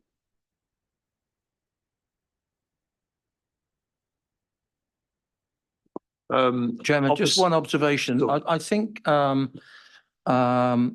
Inson that it was to the village design plan, did you not, with the arch windows? Just not to put something in that Councillor Armitage has mentioned, and it would be an incorrect statement. If you could just confirm that it's been built.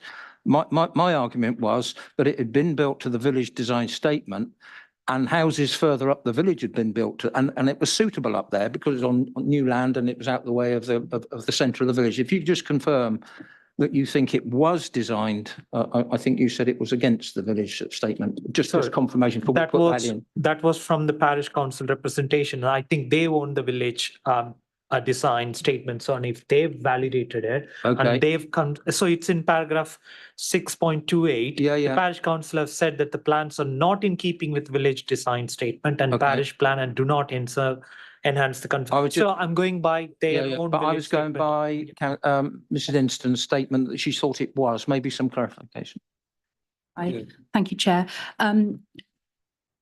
Yes, I mean, the officer's report sets out why they consider the design as put forward is in accordance with the village design statement for the reasons I set out. However, if members of the committee here this evening take a different view and we look at overdevelopment and harm to the character of the area and character of the conservation area, then we certainly can add that in the reason for refusal, be contrary to policies CS14 and CS19 of the local plan of the core strategy and also the village design statement, we would be able to add that.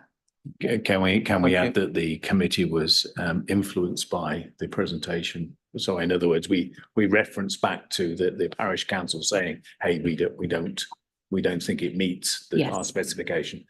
Yes. As an amendment, I'll be to what I was proposing, I'd be very happy with that, to link it back to the parish council so that, yeah. Okay. Can I just ask, have you got all the points for refusal? Yeah, can I just? Could we just have clarification on the points for refusal for the officer, please? Just to make sure that we've got it all included, please. At the moment, I have 3 grounds for refusal. First being overdevelopment, which results in harm to the character of the area and character of the conservation area, which would be contrary to core strategy policies CS 14 and CS 19, as well as the village design statement for Cheveley. The next reason, substandard amenity space. These tie in, but they can be put as separate reasons for refusal. So substandard amenity space for the future occupants.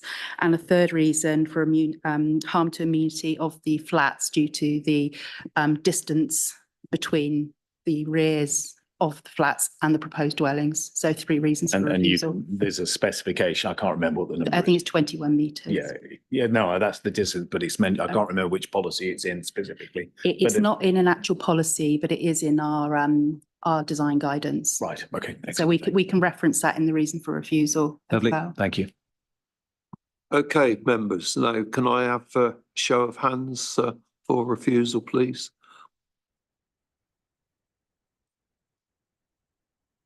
Against, obviously not, and I'm going to obviously abstain.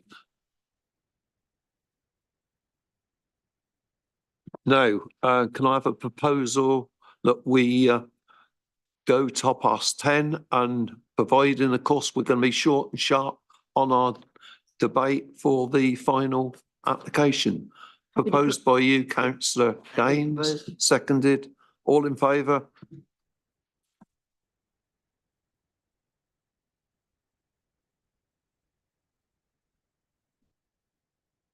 Just let them move out the room. Okay, members, we're now going to move on to item 4, which is the house at Speen Lane, Newbury. And I'm going to invite Lewis Richards to begin his presentation. Thank you, Chairman.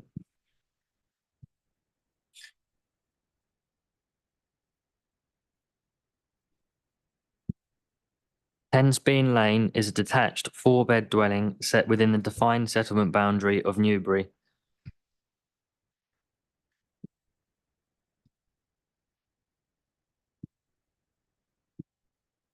The householder application seeks planning permission for a first floor extension over the existing garage, a single-storey rear extension, along with other alterations to the front porch and fenestration. As a note, during the course of the application, amended plans were submitted that reduce the overall bulk and massing of the proposal, and this has been referred to in sections 1.3, 6.13 and 6.23 of the agenda report.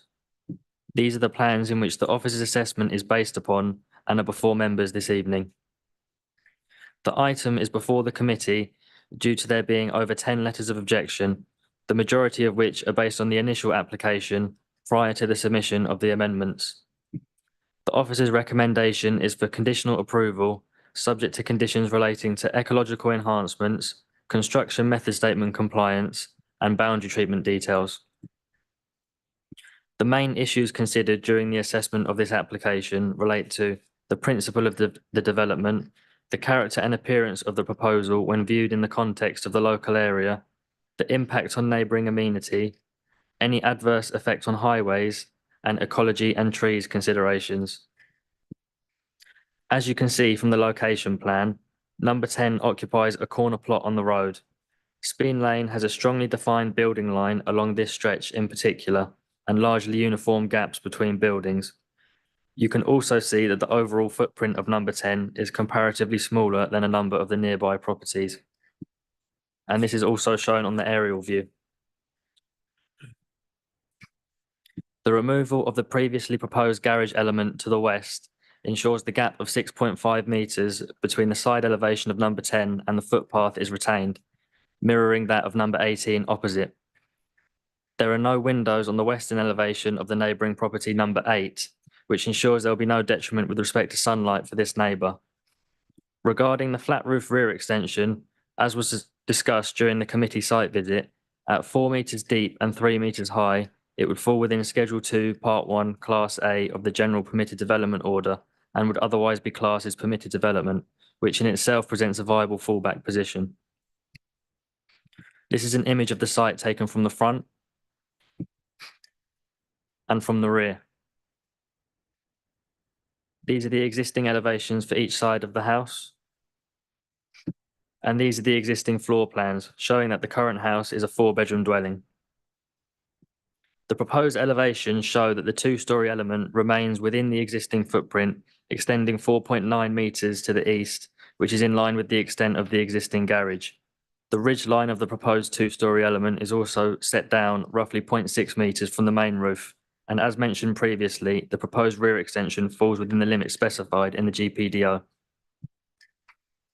The proposed floor plans show that the extended dwelling remains as 4-bedroom. Given the number of parking spaces that are proposed, this would comply with the parking standards. As set out in section 1.3 of the agenda report, overall there is an increase of 83 square metres, or roughly 55% of gross internal area, which is considered acceptable within settlement. A minor landscaping scheme was requested in order for the design to be in keeping with the surrounding area and also to enhance biodiversity. It should be noted that it is only because an application has been submitted that there is a level of planning control with regards to the landscaping. Had no application been submitted, there would be limited action that could be taken, as all previous site clearance was on private land and falls outside of planning control, and the same applies to the boundary treatment. Notwithstanding this, the proposed planting of replacement English cherry laurel hedging along the northwestern boundary is considered appropriate for the site setting. To provide some local context, the next few slides show other substantially extended dwellings within the area, all of which are on Speen Lane. This is number 12 to the rear, number 16, number 18, and number 20. During the committee site visit, a query regarding the conversion of the house to an HMO was raised. To elaborate on this, none of the dwellings previously shown have a PD rights restriction for conversion into an HMO, and it is the opinion of officers that any such restrictive condition would not meet the tests outlined in the NPPF, particularly in regard to being reasonable and necessary, and this point is clarified in section 6.43 to 6.47 of the agenda report. However, should members be minded to approve the application subject to such a condition, suggested wording has been provided in section 3 of the update sheet. To summarise, each application is assessed on its own merits and not with a view to future land uses. The proposal has been assessed solely as a house extension, which is considered to have a design that is in keeping with the local area and principally is acceptable. There is not considered to be an overly harmful impact with respect to highways, providing the submitted construction method statement is adhered to, which has been recommended as a condition. The amenity of local land users can be secured by a recommended boundary treatment details pre-commencement condition, the wording of which has been amended following the committee site visit and has been provided in section 4 of the update sheet. Thank you, Chairman. Thank you, Lewis. Regarding parking, highways, Paul, anything to add? Thank you, Chairman. The existing access, the access is existing along with quite an extensive parking area, which will be retained with the proposal. Therefore, your scheme complies with all parking standards. Thank you, Chairman. Thank you very much. So you've got lack of speakers tonight, so I'm now going to hand over to the ward member.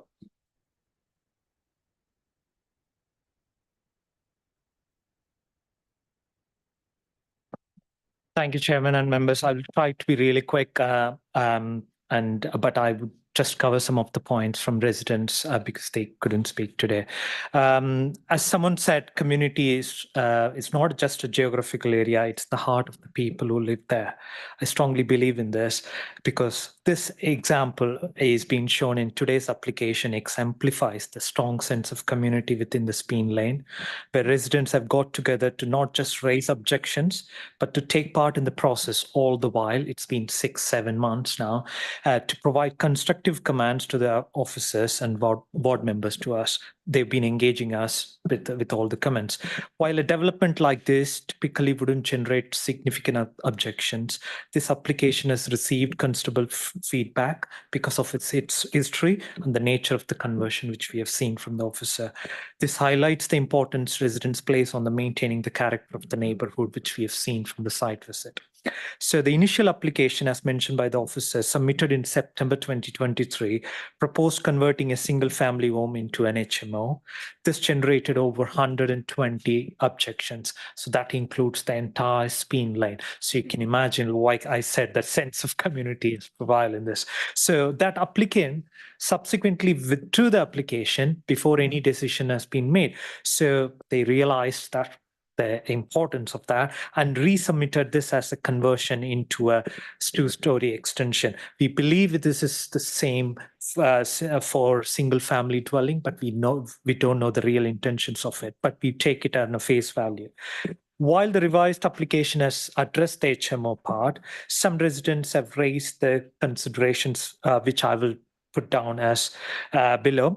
Garage placement, the proposed garage location on the left side of the property, which we have seen from the officer, which in the 6 meters, is impacting the street scene, because when you enter into the alley, the cul-de-sac, it will impact the street scene, and the neighboring properties, which we say in the fence, doesn't have this kind of character. So we need to see that as an impediment to the overall character.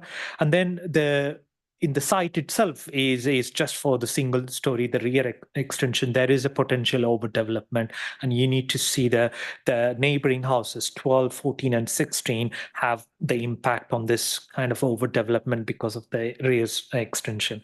And then the important point being, from the site visit, the members have seen the fencing, the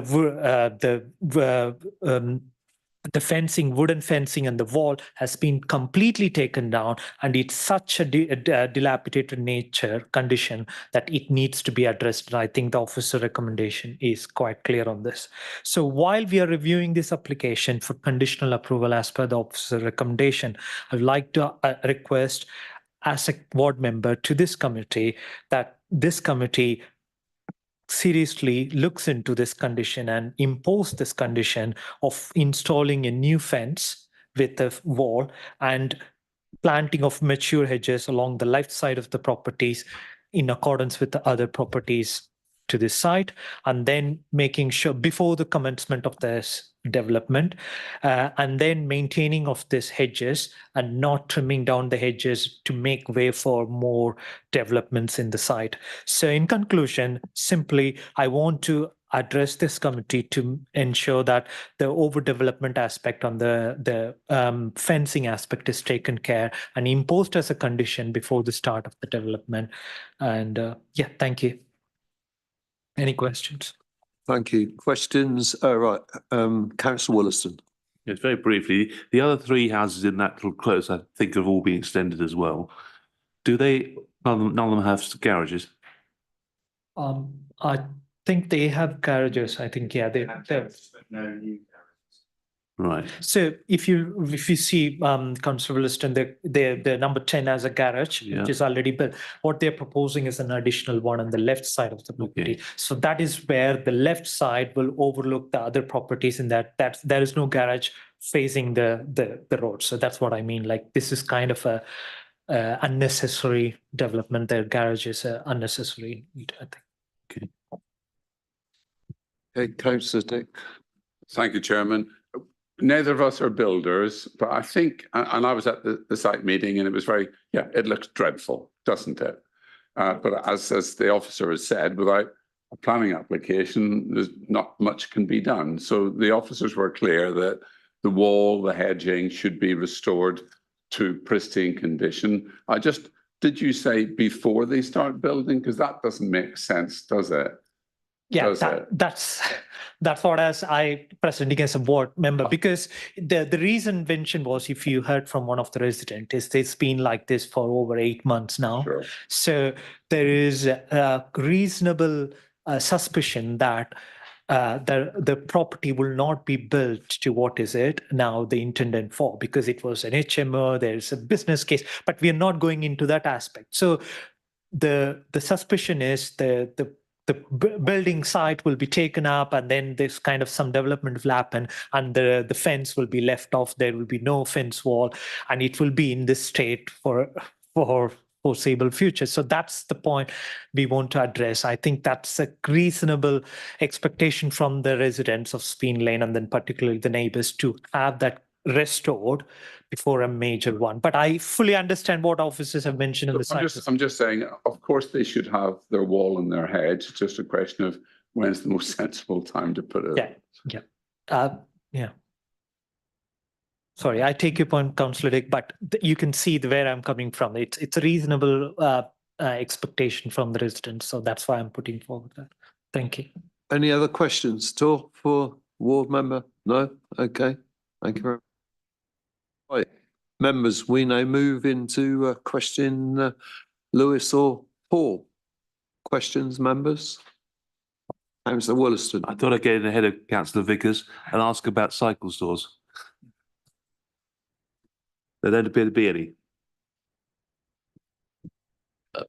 There's no garage.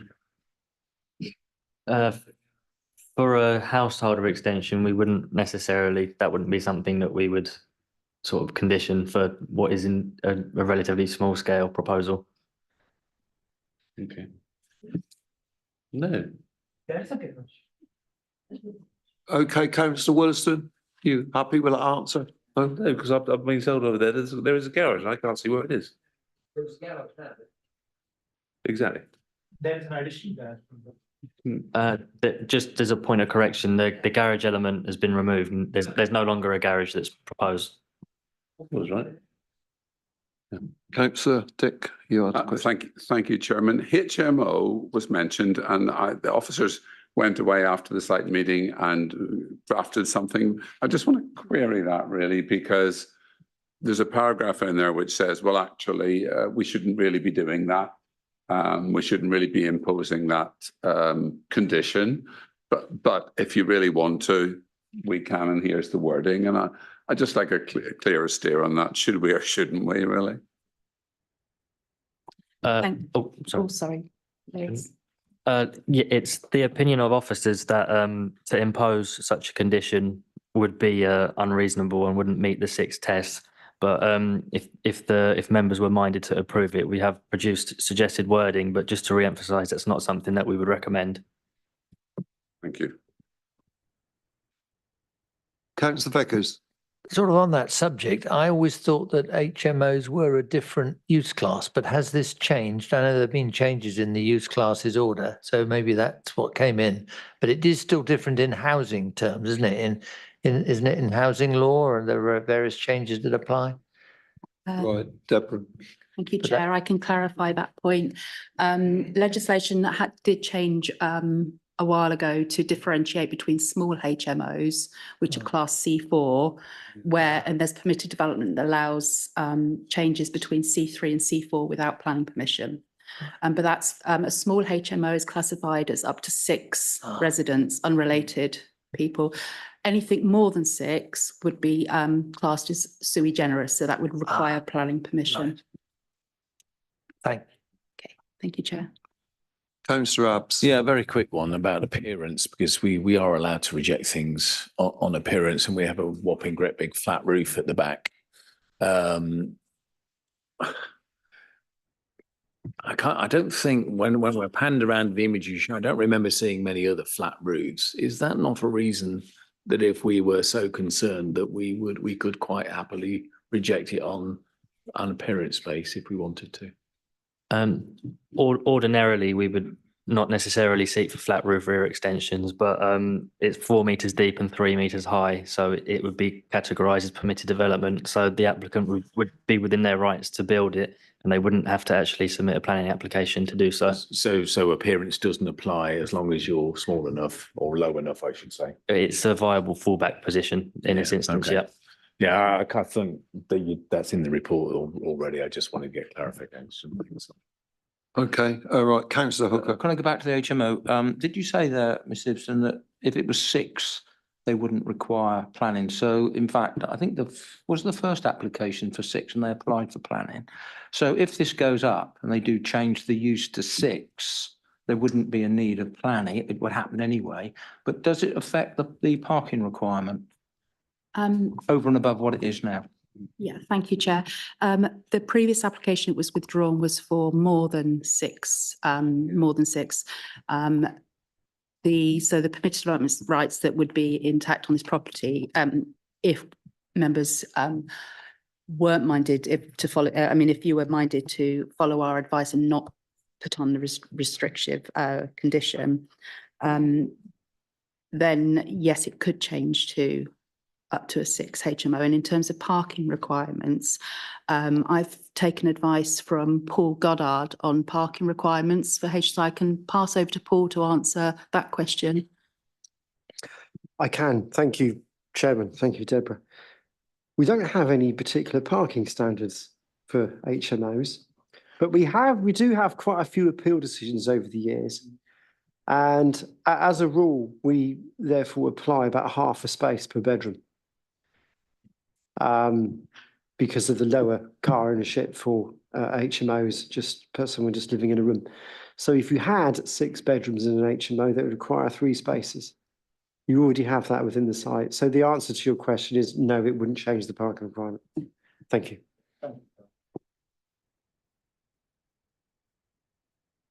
Any other further questions to officers? Can we then move into debate? Who wishes to open the debate? Right, councillor Hooker. I think on this one, Chairman, I guess everybody's got to agree. I mean, with planning policies as they are, development on the back, got the right amount of parking. Apart from the conditions of hedge, I can't see any reason that we can refuse it, to be honest, just to cut the debate down. Unfortunately. Does that find a seconder, your ward member? Yeah, as ward member can second is like kind of reasonable that the boundary treatment conditions are there after the site visit update. It is just, if possible, that HMO question can be addressed. I know this is because it's a possibility if we leave that as an open-ended possibility for an HMO up to 6, then it would be a considerable shift in, because there is no dwellings in that Speen lane, which is kind of similar to this. And what I mean by is there is no HMO in that entire lane, so they're all single dwelling families. So that consideration has to be given. So, but if we can't, then yeah, that's right. Councillor Williston was next before you, councillor. Yeah, I think my take on it is that the applicant has form. He develops HMO apparently.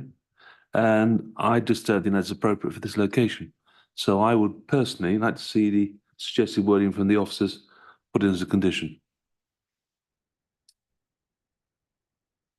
Does that find favour, the proposing second? No, Chairman, I think I'm minded to follow officers' advice on that particular aspect. I would as well, actually, Chairman, and I'm not sure that we know that there are no other HMOs, because you don't really know. And best way is looking at the electoral register.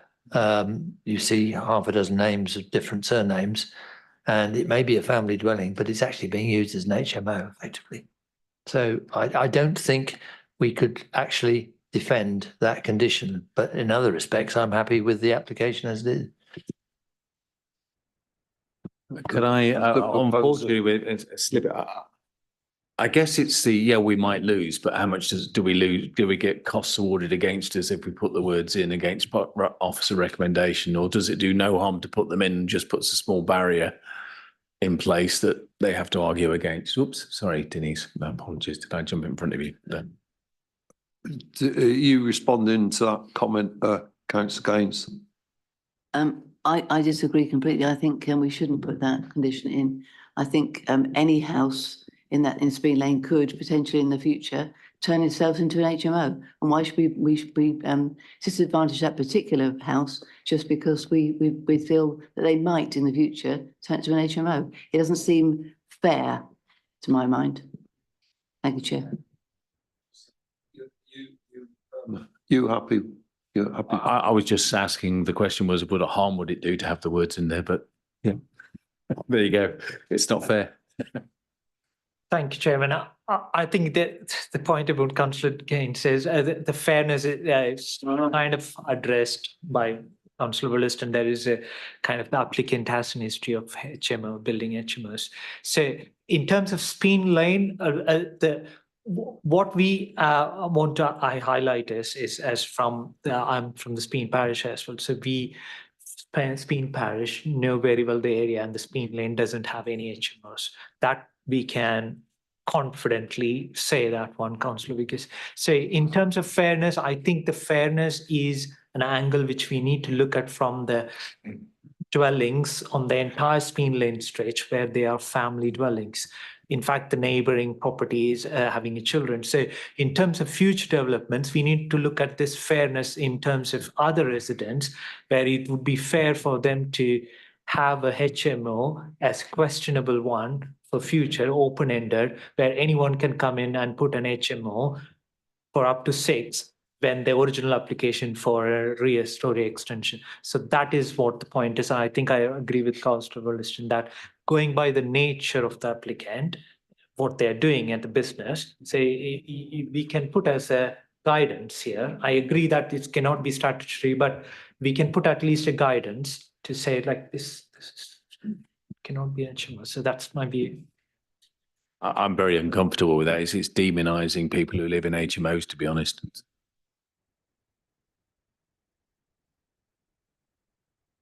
Well, I was going to bring you in, but I think we have to be very, very careful about what we do include in that way. And I think very just about. Yeah, I was just going to say that I'm not sure we can do this. I really don't think we can do it, because it's been clearly explained that, you know, if a dwelling has 6 people in it, you know, you don't hit that bar of having to apply for an HMO. So I don't know quite how we can put this in as a condition. It doesn't really add up. So I think we have to forget that person. Obviously, the proposer and seconder, I'm looking to see what they're prepared to be happy with in the proposal, because I think at the end of the day, you know, you are putting forward a proposal with the conditions which you feel is appropriate for the majority of members around the table. Yeah, going by what others members have said, I'm happy to withdraw that one. So okay, it can be, but yeah. I mean, before, sorry, were you putting your hand up, Councillor? I was just wondering whether you were considering me as proposing on that and asking me the question, but I would take officers' advice on this and not include it. I mean, do you feel you need to respond and make any comment on that? Thank you, Chair. No, I don't think so. I think that that's clear from my point of view. Before I take a vote, I mean, from the chair, my main concern, and I'm sure it is addressed on the construction management plan, but obviously it's quite a restricted area around that particular building, and I would hope that any construction vehicles and any operatives or workers are going to be you know, considerate to the local residents, you know, because it could in effect restrict access to that little close, and that's my only main concern. And I can see Paul's nodding to that as well. So that would be my only concern. Okay, you were asking for me to take the vote, basically. Just one observation, and I'm sure the neighbours won't want to hear it, but if it does go to a private residence, there's now no garden. It's quite a considerable sized garden. There is access down the side of the house, and there could be an application, not that we can consider it for a garage to go in the back, which won't go down at all well, but that's something else that would have to come to for planning permission. But you've got a residential home now with no garage. Well, I think you can recall on many occasions I have when you chaired the meeting when I made comments about forecasting what would happen to a certain property, and you've made it quite clear to the members and me at the time that we're judging this particular application and not forecasting what could happen in the future. That's the position. But otherwise, I'm happy for that to go to the vote, Chairman. Okay, right. Can we then formally take a vote on the proposal and also just identify exactly what conditions you like officers placed on that proposal? Okay. Councillor Abs, were you? Is the proposal as read, in effect? That's what you were suggesting, correct? Yes, yeah, the hedge and the boundary wall treatment and maintaining of the hedge in accordance with the neighbouring properties and The condition as set out in the update report. Yeah. I think so, yeah, if that's. I'm not sure. I do know what we're voting on because somebody just referred to the condition in the update sheet, which I thought we'd agreed we weren't going to support, which is all about the HMO. So we're not including that, surely, are we? Oh, is there another condition? Sorry. The boundary. So it's the position was it Councillor Armitage that proposed and Councillor Hooker that seconded? Because no, it was Councillor Abs, unless you withdrawn your application. No. Oh, sorry, Councillor. Sorry, Councillor. Okay. I'm Councillor. I'm sorry. Unfortunately, Councillor Abs kept on making observations, and in fact, he did actually open the debate, if you remember correctly. Right. Before I take you as the last person, I'm going to ask for the vote. Councillor Williston. It's just a question: should we have an EV charging point requirement?